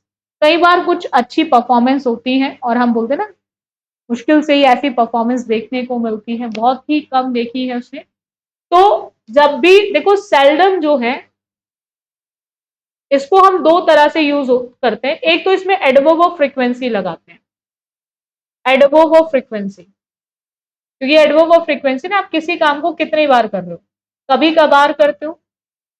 और एक लगता है इसमें इन्वर्जन ऑफ एडवर्ब, एक लगता है inversion of adverb, inversion of adverb. तो इसमें दो एडवर्ब के रूल लगते हैं, एक इन्वर्जन ऑफ एडवर्ब और एक एडवर्ब ऑफ फ्रीक्वेंसी। इन दोनों को लगाने के लिए आपको ध्यान रखना है, अगर सेल्डम सब्जेक्ट के बाद आ रहा है तो एडवर्ब ऑफ फ्रीक्वेंसी लगाओ, सब्जेक्ट से पहले आ रहा है तो इन्वर्जन ऑफ एडवर्ब लगाओ। इन्वर्जन ऑफ एडवर्ब में देखो क्या होता है, पहले वो एडवर्ब आ जाएगा, उसके बाद आपकी हेल्पिंग वर्ब आ जाएगी, उसके बाद सब्जेक्ट आ जाएगा, फिर आपकी मेन वर्ब आ जाएगी। इस तरह का आपको स्ट्रक्चर यूज करना है इन्वर्जन। इन्वर्जन में बिल्कुल वही स्ट्रक्चर फॉलो करना है बच्चों, जो स्ट्रक्चर आप यूज करते हैं इंटेरोगेटिव प्रश्नवाचक वाक्यों के अंदर। तो हमें यहाँ पे वी नहीं, सबसे पहले हैव लिखना है। हमें वी नहीं, सबसे पहले क्या लिखना है? हैव। तो हम लिखेंगे have we seen, have we seen. क्या लिखेंगे? Have we seen. और उसी के आधार पे जो सही उत्तर हो जाएगा वो हमारा सी हो जाएगा। Have we seen, have we seen. और उसी आधार पे हमारा जो करेक्ट आंसर ऑप्शन है वो क्या हो जाएगा? सी हो जाएगा। C is the correct. चलिए नेक्स्ट आते हैं। The students was asked to submit their assignments by Friday. आपसे कहा जा रहा है कि स्टूडेंट्स को मतलब बोला गया है कि मांगे गए हैं कि वो सबमिट करें असाइनमेंट्स। कब तक सबमिट करना उनको? फ्राइडे तक सबमिट करना है। ठीक है, ऐसा उनसे कहा गया है, बोला गया है। अब देखो यहाँ पे हमें ध्यान रखना है, हम बात कर रहे हैं स्टूडेंट्स की। स्टूडेंट का मतलब प्लूरल और वॉज का मतलब सिंगुलर। हमें स्टूडेंट के हिसाब से वॉज नहीं किसका यूज करना है? वर्ब। वॉज नहीं किसका यूज करना है? वर्ब। और उसी वर्ग के बेसिस पे हमारा सही उत्तर हो जाएगा वो सी हो जाएगा। उसी वर्ग के बेसिस पे जो हमारा सही उत्तर हो जाएगा वो क्या हो जाएगा? सी। हम वर आस्क्ड का यूज करेंगे। Were asked to submit their assignments. Were asked to submit their assignments. ठीक है, तो हम यहाँ पे वर का यूज करेंगे, वॉज का यूज नहीं करेंगे। चलेगा, नेक्स्ट आते हैं। The doctor advised that he takes rest. Doctor ने एडवाइस किया कि उसको क्या करना चाहिए? रेस्ट करना चाहिए। जब कोई आपको सलाह देता है, एडवाइस का मतलब है सलाह देना। एडवाइस का मतलब हम सलाह देने की बात कर रहे हैं।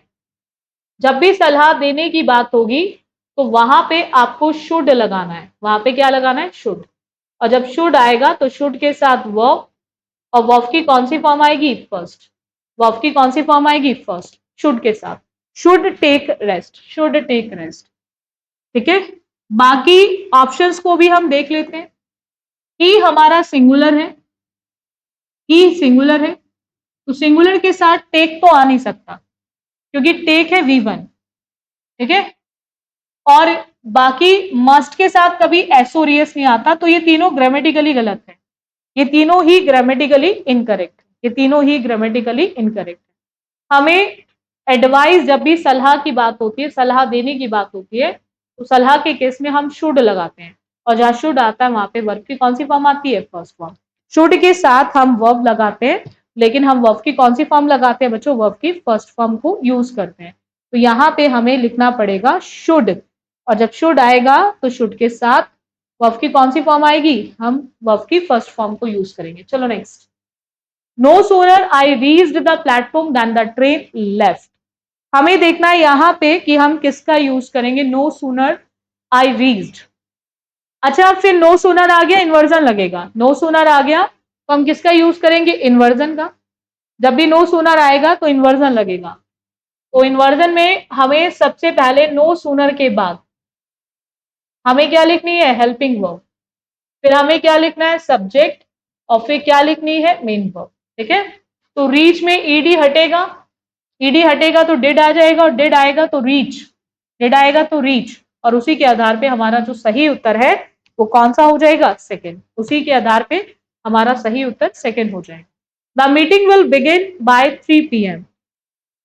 मीटिंग कितने बजे शुरू होगी? 3 बजे। जब भी प्रीपोजिशन ऑफ टाइम की बात करते हैं बच्चों, तो प्रीपोजिशन ऑफ टाइम में हम यूज करते हैं प्रीपोजिशन ऑफ टाइम। समय के लिए जो प्रीपोजिशन यूज होती है वो 3 होती हैं। एक एट, एक ऑन, और एक इन। एट का यूज होता है प्रिसाइज टाइम के लिए, फिक्स टाइम की जब भी आप बात करते हैं वहां पे यूज होता है। ऑन का यूज होता है डेज और डेट्स के लिए, डेज और डेट्स के लिए। और इन का यूज होता है जब भी आप मंथ्स की बात करें, ईयर्स की बात करें, लॉन्ग पीरियड की बात करें, तो वहां पे हम यूज करते हैं। ठीक है, तो यहाँ पे फिक्स टाइम की बात करें जैसे लंच टाइम, डिनर टाइम, ठीक है, हम वहां पे 6 o'clock, 7 o'clock, 6 PM, 8 AM, 9 PM इन सब के लिए हम एट का यूज करते हैं।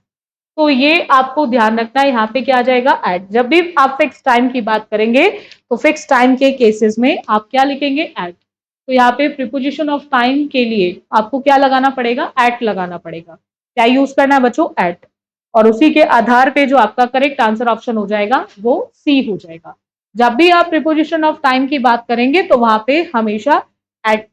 प्रीपोजिशन ऑफ टाइम की बात करेंगे तो फिक्स टाइम की जब भी बात करते हैं, प्रिसाइज टाइम की, तो वहां पे एट। डेज और डेट्स की बात हो, on Monday, on Tuesday, on 5th March, on 6 मार्च, तो वहां पे ऑन लगाता है। इन महीनों की बात करो, साल की बात करो, इन 2025, इन 2024, इन अप्रैल, इन मार्च, ठीक है, या कोई लंबे समय की बात करें 1990s, इन 1990s, ठीक है, in the ice age, in this century, तो उस केस में आप इन लगाएंगे। Next, she is confident to win the match. आपको चेक करना है यहाँ पे कि किससे आप इसको रिप्लेस करेंगे। ठीक है, तो जब कॉन्फिडेंट की बात करें इन आएगा, ऑफ आएगा, इन आएगा या टू आएगा। तो कॉन्फिडेंट के साथ हम किसका यूज करेंगे, ऑफ का। किसका यूज करेंगे, ऑफ। और ऑफ के साथ हम क्या लिखेंगे, विन की जगह विनिंग। ऑफ के साथ हम क्या लिखेंगे, विन की जगह winning. Confident of winning, confident of winning. Confident के साथ क्या लिखेंगे, कॉन्फिडेंट ऑफ विनिंग। कॉन्फिडेंट के साथ हम क्या लिखेंगे, कॉन्फिडेंट के साथ हम लिखेंगे ऑफ। ठीक है, और ऑफ के साथ हमें विन में क्या लगाना है, ING। विन में क्या लगाना है बच्चों, ING। और उसी के आधार पे हमारा जो सही आंसर ऑप्शन है वो क्या हो जाएगा, बी हो जाएगा। B is the correct one. चलेगा, नेक्स्ट आते हैं। She prefers to stay at home than go out. कुछ लोग बाहर जाना पसंद नहीं करते, घर पे ही स्टे करना पसंद करते हैं। कुछ लोगों को बाहर घुमाते रहो, पूरा दिन घूमने के लिए बोलो तो वो बड़े खुश रहते हैं, लेकिन जब घर में रहने की बात आती है तो उन्हें बड़ी ही दिक्कत आती है। ऐसे लगता है कि पता नहीं कितनी परेशानियों का सामना वो करने वाले हैं घर पे रहेंगे तो। अगर घर पे रहेंगे तो पता नहीं कितनी परेशानियों का सामना उनको करना पड़ेगा। तो सबकी अपनी अपनी अलग पसंद और नापसंद होती है। कुछ लोग घर में रहना पसंद करते, कुछ बाहर जाना पसंद करते। सबसे पहले तो प्रेफर के साथ हमने पीछे सीखा भी था, प्रेफर आता है तो प्रेफर के साथ हम TO2 का यूज करते हैं।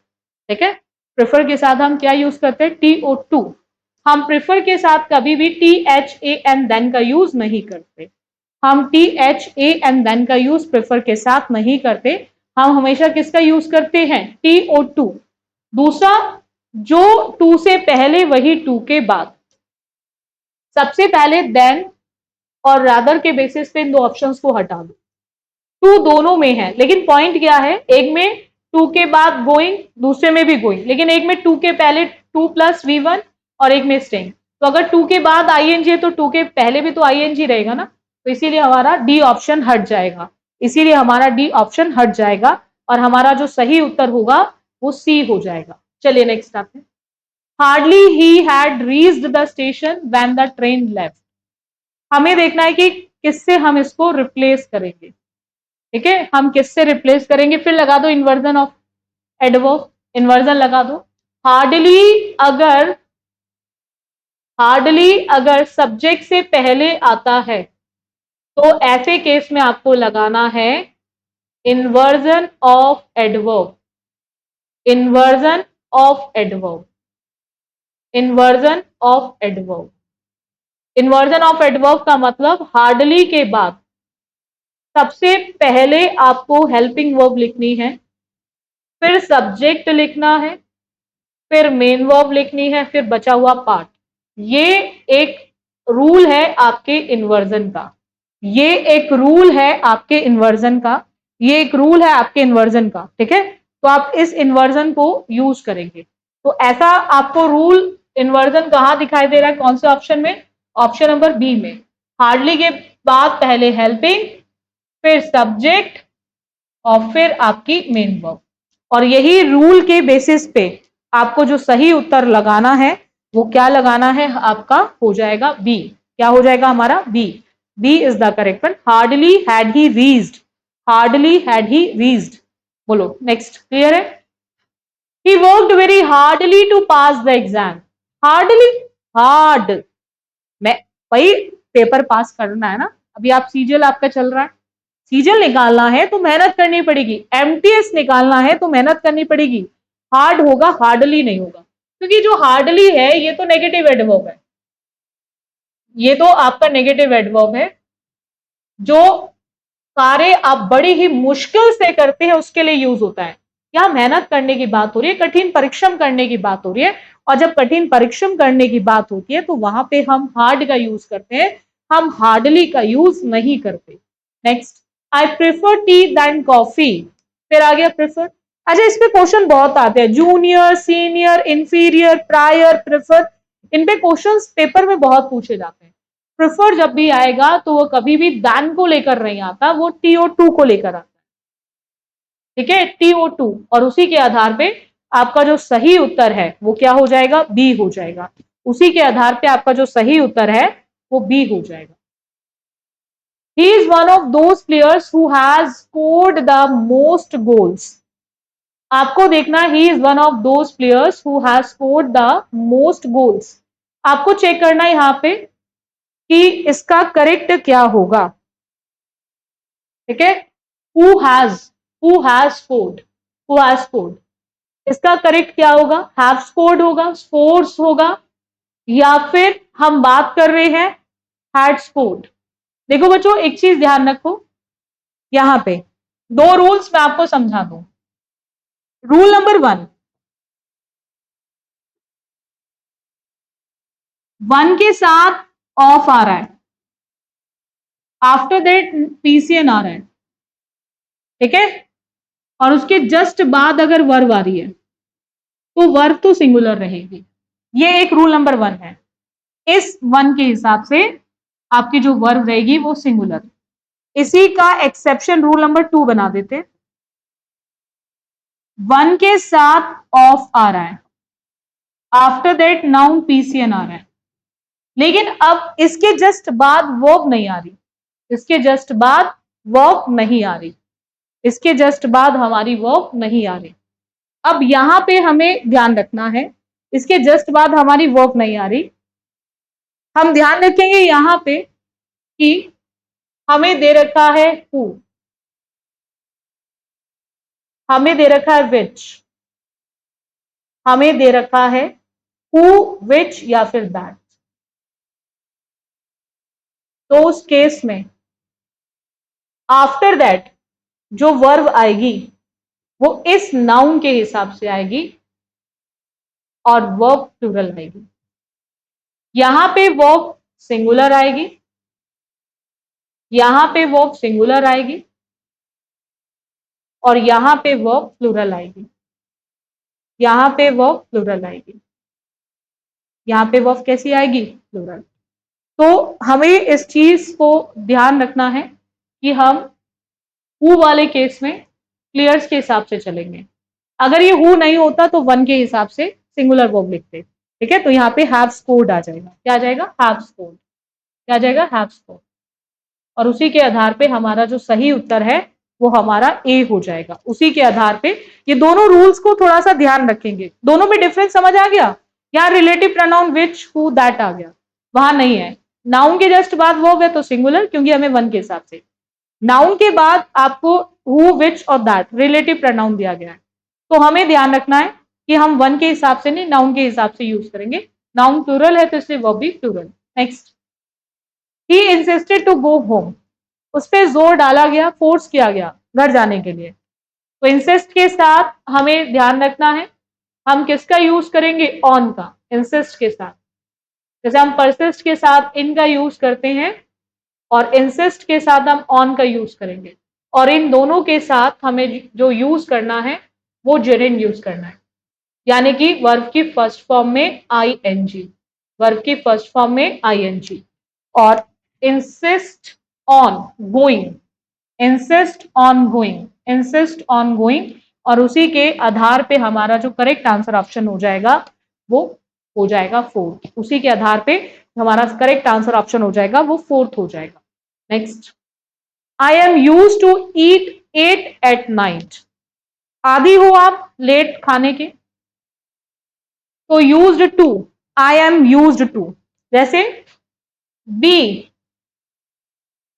Addicted to, be addicted to, be habituated to, be habituated to, be habitual of, be habitual of, be used to, be used to, किसी भी चीज का आदी होना, किसी भी चीज का आदी होना, आदी होना, तो वहां पे हम इनके साथ यूज करते हैं जेरेंड। जेरेंड का मतलब है वर्ब की फर्स्ट फॉर्म में आईएनजी। जेरेंड का मतलब है वर्ब की फर्स्ट फॉर्म में आईएनजी। अगर हम किसी भी चीज के आदी हैं, एडिक्टेड है to, habituated to, habitual of, used to, तो यहां पे हमें टू के साथ आईएनजी लगाना है तो टू ईटिंग आएगा, टू ईटिंग। क्या आएगा? To eating. ठीक है, यूज्ड के साथ टू आएगा और जब टू आएगा तो वहां पे हम क्या यूज करेंगे? Eating, eating. Next, hardly I had entered the room when the phone wrong. कई बार ऐसा होता है मुश्किल से आपने एंट्री करी होती है कमरे में, इतने फोन बज दिया है ना। कभी कभी हम थके हुए आते हैं, थके हारे से आते हैं तो हम बहुत गुस्सा होते हैं, अभी घुसाई हूं और बस फोन और बजना शुरू हो गया है ना। तो आपको देखना है यहाँ पे आप इसको किससे रिप्लेस करेंगे। फिर हार्डली सब्जेक्ट से पहले लगा दो इन्वर्जन ऑफ एडवर्ब। अगर हार्डली सब्जेक्ट से पहले है तो लगा दो इन्वर्जन ऑफ एडवर्ब। सब्जेक्ट के बाद है तो एडवर्ब ऑफ फ्रीक्वेंसी, है ना। सब्जेक्ट के बाद है तो एडवर्ब ऑफ फ्रीक्वेंसी, सब्जेक्ट से पहले हार्डली है तो inversion of adverb. Inversion of adverb मतलब हार्डली के बाद सबसे पहले हमें हेल्पिंग वर्ब लिखनी है, फिर हमें लिखना है सब्जेक्ट, फिर लिखनी है मेन वर्ब और फिर बचा हुआ पार्ट। ये हमें यूज करना है इन्वर्जन में, ये हमें यूज करना है इन्वर्जन में। ठीक है, तो हम हार्डली के बाद हैड आई लिखेंगे, hardly had I arrive, hardly had I arrive, और उसी के आधार पे हमारा जो करेक्ट आंसर ऑप्शन है वो फर्स्ट हो जाएगा। उसी के आधार पे हमारा जो करेक्ट आंसर ऑप्शन है वो फर्स्ट हो जाएगा। चलो नेक्स्ट आप, it is high time you leave the room. यही वो टाइम है तुम्हें इस रूम को छोड़ना चाहिए। ठीक है, तो जब भी आपको इट इज हाई टाइम दिखाई देता है, इस पे आज हमने आज की क्लास में क्वेश्चन भी करा था, इट इज हाई टाइम दिखाई दे, जब भी आपको इट इज अबाउट टाइम दिखाई दे, इट इज अबाउट टाइम, या फिर it's time, it's time, it's time, तो वहां पे हमें ध्यान रखना है सब्जेक्ट के बाद जब एक्शन होता है तो एक्शन में हमें यूज करनी होती है वर्ब की सेकेंड फॉर्म। एक्शन है सब्जेक्ट के बाद तो एक्शन के केस में हमें यूज करनी है वर्ब की सेकेंड फॉर्म। तो यहां पे आप लीव्स नहीं लिखेंगे, लीव की सेकेंड फॉर्म लेफ्ट, और इसकी जो थर्ड फॉर्म होती है वो भी लेफ्ट होती है। सेकेंड फॉर्म भी लेफ्ट और थर्ड फॉर्म भी लेफ्ट, तो हम लीव्स नहीं इसको लेफ्ट लिखेंगे और उसी के आधार पे जो हमारा सही उत्तर हो जाएगा वो डी हो जाएगा। हम लीव्स की जगह क्या लिखेंगे बच्चों? लेफ्ट लिखेंगे। लीव्स की जगह क्या लिखेंगे? लेफ्ट। नेक्स्ट आप, this session is an improvement rather the previous one. हमें देखना है यहाँ पे कि हम इसको किससे रिप्लेस करेंगे। तो this session is an improvement rather the previous one, यानी कि ओवर की बात हो रही है। किसकी बात हो रही है? ओवर की। ठीक है, तो यहां पे हमें ध्यान रखना है हमारा जो करेक्ट हो जाएगा दैट इज ओवर। ठीक है, next, the teacher asked that who was absent, the teacher asked that who was absent. अब दैट हु की जगह आप क्या लिखेंगे? दैट हु की जगह किसका यूज करेंगे? देखेंगे जरा किसका यूज करेंगे। दैट हु, दैट हु की जगह आपको किसका यूज करना है? तो फिर वही वाला केस है, अब दैट भी आ रहा है, हु भी आ रहा है। अब एब्सेंट तो व्यक्ति होगा ना, तो व्यक्ति के लिए हम सिर्फ क्या लिखेंगे? हु। क्या लिखेंगे? हु। वही एब्सेंट प्रेजेंट तो इंसान ही होगा, व्यक्ति होगा, पर्सन की बात होगी, तो वहां पे हमें क्या लिखना है, हु का यूज करना है, हम दैट का यूज नहीं करेंगे। ठीक है, नेक्स्ट आते हैं, आई wish I am taller. I wish I am taller, आपको देखना है यहाँ पे कि आई एम टॉलर की जगह क्या लिखेंगे। जब भी बच्चों हम बात करते हैं विश की सब्जेक्ट के बाद, और उस केस में आपको ध्यान रखना है कि अगर एक्शन है तो वर्ब की सेकेंड फॉर्म, और बीइंग है तो वर्ब। ठीक है, सब्जेक्ट बीइंग है तो वर्ब। तो यहाँ पे I wish I am taller नहीं, I were taller. I wish I were taller. ठीक है, आपकी इच्छा है, आप हो नहीं, ऐसी आपकी इच्छा है।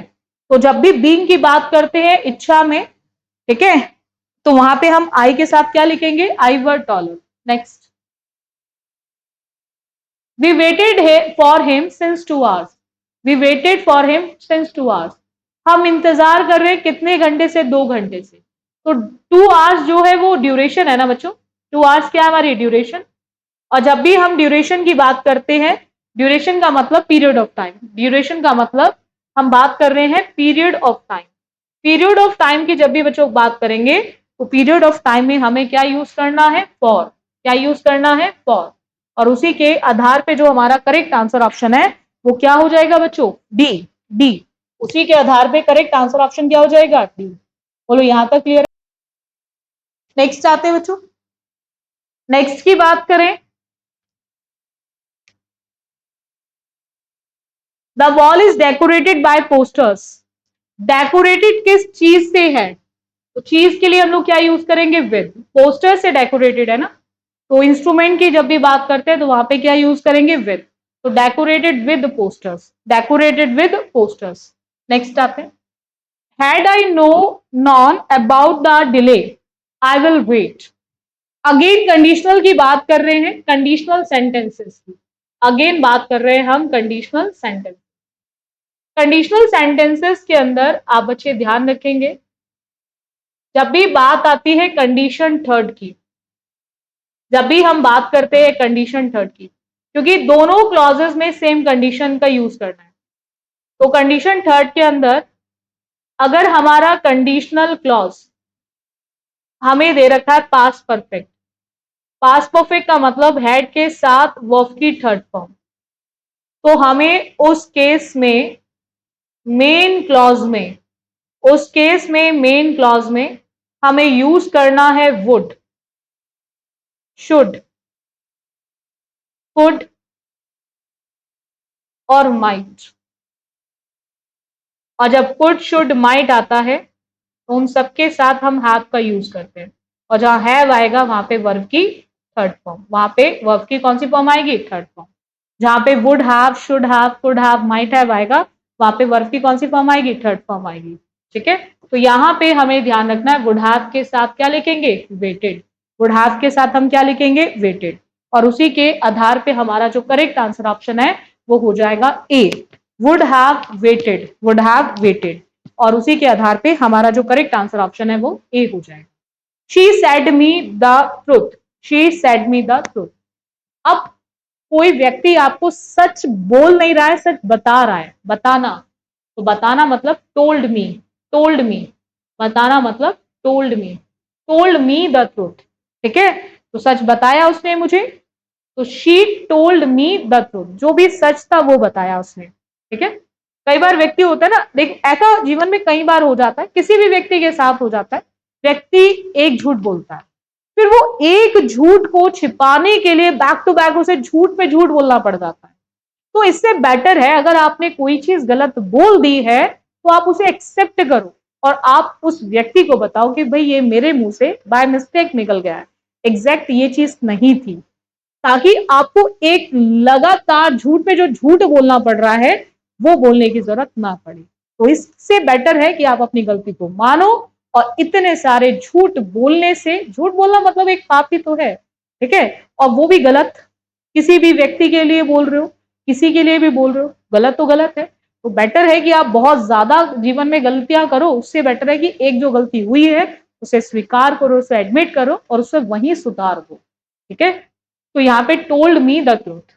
Next, he is living here since 2020, he is living here since 2020। He is staying here since 2020। अच्छा, अगर वो रह रहा है समय के साथ, यानी कि हम बात कर रहे हैं परफेक्ट कॉन्टिन्यूस की। हम बात क्या कर रहे हैं? Perfect continuous. हम बात कर रहे हैं बच्चों परफेक्ट कॉन्टिन्यूस की। परफेक्ट कॉन्टिन्यूस के अंदर हमें ध्यान रखना है कि सबसे पहले टाइम के लिए हमें यूज करना होता है सिंस और फॉर, और दूसरा इसमें अगर परफेक्ट कॉन्टिन्यूस प्रेजेंट का है तो प्रेजेंट में आपको लगाना है हैज बीन और हैव बीन, और अगर पास्ट का है तो फिर आपको लगाना है हैड बीन, और अगर फ्यूचर का है तो फिर आपको लगाना है विल हैव बीन और shall have been. Shall, will have been और शैल हैव बीन। और हर प्रोग्रेसिव एक्शन का मतलब वर्ब की फर्स्ट फॉर्म में क्या होता है? आईएनजी। हर प्रोग्रेसिव एक्शन का मतलब वर्ब की फर्स्ट फॉर्म में क्या होता है? आईएनजी। वर्ब की फर्स्ट फॉर्म में क्या होता है? आईएनजी। तो यहां पे आपको यूज करना है has been living here, has been living here since 2020, has been living here since 2020। और उसी के आधार पे जो हमारा सही उत्तर हो जाएगा वो क्या हो जाएगा? बी। उसी के आधार पे जो हमारा सही उत्तर हो जाएगा वो क्या हो जाएगा? B. He behaves as if he knows everything. यहां पे आपको देखना है कि नोज एवरीथिंग को आप किससे रिप्लेस करेंगे?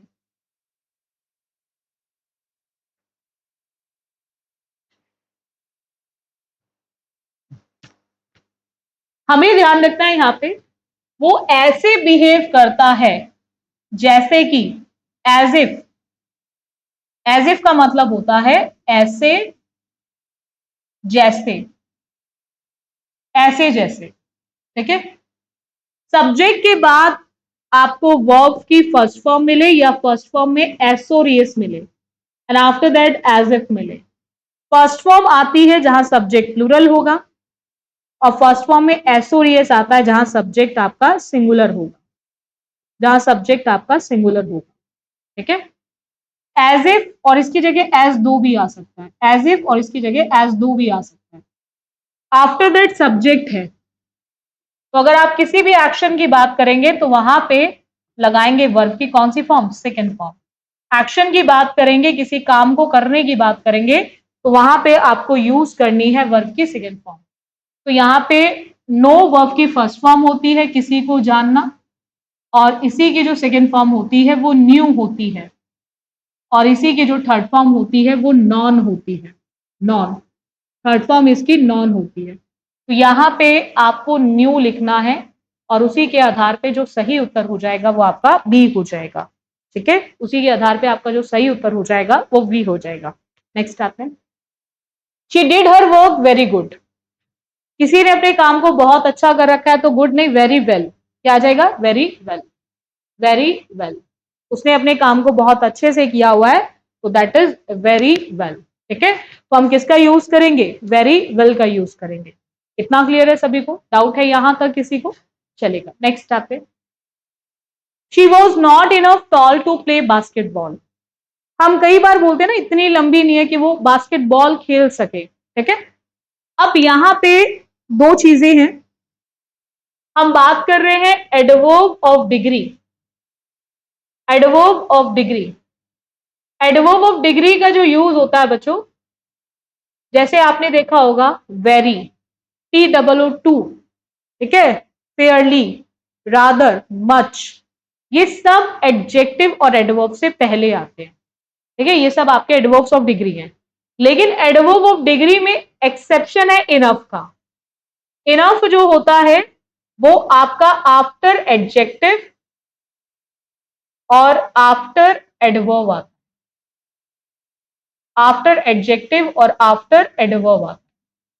ठीक है, इनफ एक्सेप्शनल है, इनफ जो है वो एक्सेप्शनल है। इनफ का यूज हम हमेशा बाद में करते हैं एडजेक्टिव और एडवर्ब के। ठीक है, बाकी जितनी भी एडवर्ब्स ऑफ डिग्री है, चाहे टी डबल हो, टू हो, चाहे मच हो, वेरी हो, इन सब का यूज एडजेक्टिव और एडवर्ब से पहले। तब बोलते ना, he is very smart, he is very smart, smart से पहले वेरी आ रहा है। He works very smartly, smartly is adverb, smartly is adverb, क्योंकि स्मार्ट में जब एल वाई लगेगा, एडजेक्टिव में एल वाई लगेगा तो एडवर्ब बनेगा। तो वहां पे भी वेरी का यूज एडवर्ब से पहले है, लेकिन इनफ जो होता है वो एडवर्ब और एडजेक्टिव के बाद आता है। तो टॉल इनफ होता है, क्या होता है? Tall enough. हम इनफ टॉल का यूज नहीं करते, हम टॉल के बाद इनफ लिखते हैं, इनफ टॉल से पहले यूज नहीं करेंगे। ये इसमें इनफ एक्सेप्शनल केस है, और एक्सेप्शंस पे तो सबसे ज्यादा क्वेश्चंस आते हैं एग्जाम्स में। क्वेश्चन सबसे ज्यादा जो एग्जामिनर पूछता है वो आपके एक्सेप्शंस पर ही पूछता है, वो आपके एक्सेप्शंस पर ही पूछता है। चलो next. She succeeded by virtue of her talent. अब कोई भी व्यक्ति अगर सक्सेसफुल होता है, सफलता पाता है, सक्सीड होता है, तो उसके पीछे उसका टैलेंट है, उसके कारण। तो वहां पे कारण के लिए हम क्या लिखेंगे? Due to. क्या लिखेंगे? Due to. कारण के लिए हम लोग क्या यूज करेंगे? Due to. चलेगा, नेक्स्ट आते हैं। She has did her homework already. बड़ी सिंपल सी मिस्टेक है, डिड आ रहा है, हैज, हैव और हैड। क्या हैज, हैव और हैड के साथ डिड आ सकता है?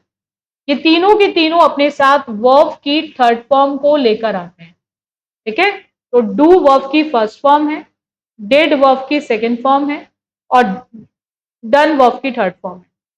तो जहां पे भी हैज आएगा वहां पे हम वर्ब की थर्ड फॉर्म लिखेंगे, और उसी के आधार पे जो हमारा सही उत्तर है वो बी हो जाएगा। उसी के आधार पे जो हमारा सही उत्तर है वो बी हो जाएगा। Next. We enjoyed during the party last night. We enjoyed during the party last night. अब यहां पे हमें ध्यान रखना है बच्चों, कुछ ऐसी वर्ब्स होते हैं जिनके साथ रिफ्लेक्सिव आता भी है और नहीं भी। अगर सब्जेक्ट के बाद आपको हर्ट मिले, एंजॉय मिले, या फिर एक्सप्रेस मिले, हर्ट, एंजॉय या फिर एक्सप्रेस, आफ्टर दैट आपको ध्यान रखना है आप रिफ्लेक्सिव का यूज करेंगे और नहीं भी। रिफ्लेक्सिव किस पे डिसाइड होता है कि इनके बाद ऑब्जेक्ट है या नहीं। अगर ऑब्जेक्ट दिया है, ऑब्जेक्ट दिया है, तो आपको यहां पे रिफ्लेक्सिव प्रोनाउन को यूज नहीं करना, ठीक है। और अगर ऑब्जेक्ट नहीं दिया हुआ है, ऑब्जेक्ट नहीं दिया हुआ है, तो यहां पे आपको रिफ्लेक्सिव प्रोनाउन को यूज करना है। और रिफ्लेक्सिव प्रोनाउन जो होते हैं वो हमेशा परफॉर्मर के बेसिस पे यूज होते हैं, ठीक है। एंजॉय करने का काम कौन कर रहा है? वी। तो एंजॉयड के बाद आरसेल्स लिखेंगे वी के हिसाब से। आरसेल्स लिखेंगे किसके हिसाब से? वी के हिसाब से।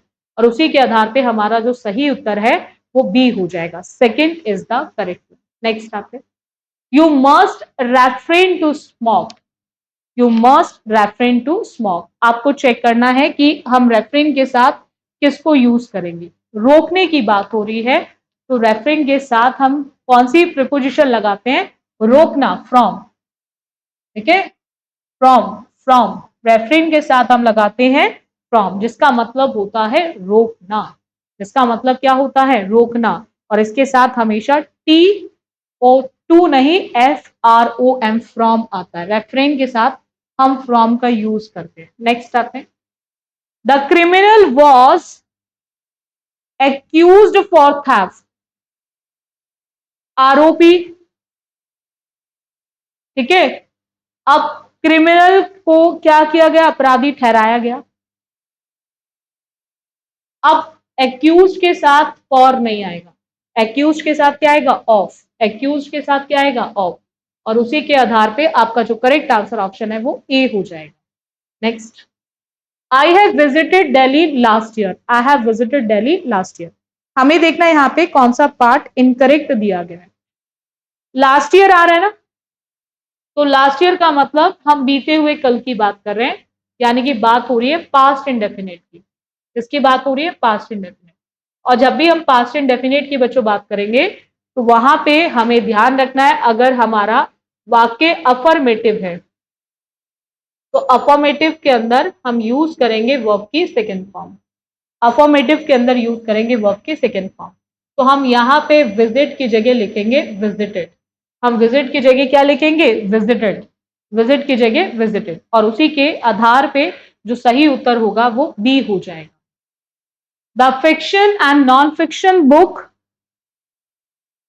That I borrowed was interesting. अब बुक्स की बात हो रही है तो बुक्स के लिए आप क्या यूज करेंगे? विच। बुक्स के लिए आप क्या यूज करेंगे? विच। जब भी बुक्स की बात करेंगे तो आपको क्या यूज करना है? विच का यूज करना है। Which I borrowed, which I borrowed, which I borrowed. तो यहां पे हम जब बुक्स की बात कर रहे हैं तो हमें विच का यूज करना है। None of the option seems appropriate, ये वही वाला रूल है, one of, any one of, none of, neither of, either of. इनके साथ नाउन हमेशा पीसीएन आता है। नाउन हमेशा कैसा आता है? पीसीएन। पीसीएन का मतलब plural countable noun, plural countable noun. Noun हमेशा पीसीएन, बट वर्ब उनके हिसाब से यूज होगी, वन, एनी वन, नन के हिसाब से, यानी कि वर्ब हमेशा सिंगुलर आती है। वर्ब हमेशा सिंगुलर आती है। तो हम नन के साथ ये जो ऑफ है, ऑफ के बाद ऑप्शन नहीं ऑप्शंस लिखेंगे। ऑप्शन की जगह क्या लिखेंगे? ऑप्शंस, और उसी के आधार पे जो करेक्ट आंसर ऑप्शन है वो डी हो जाएगा। He gave me many informations। ऐसे क्वेश्चंस पहले भी एग्जाम में कई बार पूछे गए हैं और ऐसा पूछा जा सकता है आपके आने वाले एग्जाम्स में भी। मैंने बताया कुछ ऐसे नाउन होते हैं जिनमें कभी एस और एस नहीं लगता। जैसे हम कभी भी नॉलेजेस नहीं बोलते, ओनली नॉलेज। कभी भी हम फर्नीचर्स नहीं बोलते, फर्नीचर होता है। इंफॉर्मेशन नहीं होता, इंफॉर्मेशन होता है। हम कभी भी लिबर्टीज का यूज नहीं करते, लिबर्टी होता है। हम कभी भी बटर्स नहीं लिखते, बटर होता है। ब्रेड्स नहीं लिखते, ब्रेड होता है। तो हम यहाँ पे इनमें कभी एस और एस नहीं लगाते। अगर आपको किसी ने इंफॉर्मेशन एक से ज्यादा दी है, इंफॉर्मेशन एक से ज्यादा दी है, तो आप मैनी पीसेस लिखोगे, many pieces of information, many pieces of information. तो एक से ज्यादा इंफॉर्मेशन है तो वहां पे आपको पीसेस का यूज करना है। किसका यूज करना है? पीसेस का। चलो नेक्स्ट आते हैं। He did not knew the answer। Did आ रहा है। डिड अपने आप में सेकेंड फॉर्म है जो यूज होती है पास्ट इंडेफिनिट टेंस के अंदर, और पास्ट इंडेफिनिट के भी नेगेटिव और इंटेरोगेटिव सेंटेंसेस के अंदर। और जब डिड आता है तो डिड के साथ वर्ब आती है, लेकिन वर्ब की केवल फर्स्ट फॉर्म आती है। वर्ब की केवल फर्स्ट फॉर्म आती है। तो यहां पे डिड के साथ हम न्यू नहीं लिखेंगे, नो लिखेंगे। ठीक है, क्योंकि नो वर्ब की फर्स्ट फॉर्म होती है और इसी की जो सेकेंड फॉर्म होती है वो न्यू होती है, और इसी की जो थर्ड फॉर्म होती है वो नॉन होती है। इसी की थर्ड फॉर्म नॉन होती है। नो, न्यू और नॉन, और उसी के आधार पे हमारा जो करेक्ट आंसर ऑप्शन है वो बी हो जाएगा। No, no, no. इतना क्लियर है? Next. According to the teacher the earth is revolving. जितने भी प्लैनेट्स हैं सब रोटेट होते हैं अपने ही एक्सिस पे, और सन के चारों ओर क्या करते हैं? रेवोल्यूशन। तो टीचर के अकॉर्डिंग जो अर्थ है वो कैसी है? राउंड है। The earth is round, the earth is round. आज भी है, आने वाले कल में भी होगी, प्रेजेंट में ही लिखा जाएगा इसको। चलेगा, नेक्स्ट आते हैं। नेक्स्ट देखेंगे। She doesn't go to shopping as often as he used to. तो गो आ रहा है तो गो के साथ शॉपिंग की बात कर रहे हैं, तो यहाँ पे टू नहीं, only go shopping. She doesn't go shopping, she doesn't go shopping. हम टी और टू के साथ आईएनजी का यूज नहीं कर सकते, तो गो के साथ सीधा हम क्या लिखेंगे? जेरेंड लिखेंगे, यानी कि गो के साथ हम शॉप की जगह क्या लिखेंगे? शॉपिंग। चलेगा, नेक्स्ट आते हैं। He is enough rich to buy a car. वही आ गया ना adverb of degree, adverb of degree आ गया। एडवर्ब ऑफ डिग्री मैंने बताया था ना, इनफ का केस एक्सेप्शनल होता है। इनफ, इनफ जो होता है, अभी मैंने पीछे भी बताया इसका यूज आफ्टर एडजेक्टिव और एडवर्ब होता है। आफ्टर एडजेक्टिव और एडवर्ब होता है इनफ का यूज, आफ्टर एडजेक्टिव और एडवर्ब होता है। ठीक है, तो हम रिच इनफ लिखेंगे, रिच इनफ, रिच इनफ, यानी कि रिच हमारा एडजेक्टिव है और उसके बाद हम लिखेंगे भाई अमीर कौन है, ही इज रिच। रिच किसके बारे, तो यहां पे ही स्मार्ट, ही इज रिच, उसके बाद हम लिखेंगे एडजेक्टिव के बाद हम ये इनफ एडवर्ब ऑफ डिग्री लिखेंगे, adverb of degree, adverb of degree. ठीक है, इनफ एक्सेप्शनल केस होता है जो आफ्टर एडजेक्टिव और एडवर्ब आता है, इनफ एक्सेप्शनल होता है जो आफ्टर एडजेक्टिव और एडवर्ब आता है। ठीक है, चलेगा चलेगा। थैंक यू स्टूडेंट्स, आज की क्लास को हम यही खत्म करेंगे। आपकी रेगुलर क्लास जो है 9:30 बजे आपकी डेली बेसिस पे लाइव क्लास चलती है 9:30 PM पे, रेगुलर आपकी लाइव क्लास चलती है एसएससी बुलेट पे। ठीक है, अगर आप बच्चे बैच लेना चाहते हैं पेड बैच, तो उसके लिए एसएससी बुलेट ऐप को डाउनलोड करें प्ले स्टोर पे जाके और वहां से आप बैच को ले सकते हैं। कोई भी प्रॉब्लम आती है तो आप एनी टाइम इस नंबर पर कॉल कर सकते हैं। ठीक है, और बाकी अगर क्लासेस अच्छी लगती हैं तो इनको लाइक और शेयर जरूर करो। ठीक है, सो भी आज के लिए हम इतना रखें। So thank you student for this session, बाकी फिर मिलते हैं नेक्स्ट क्लास में एक नए कॉन्सेप्ट के साथ।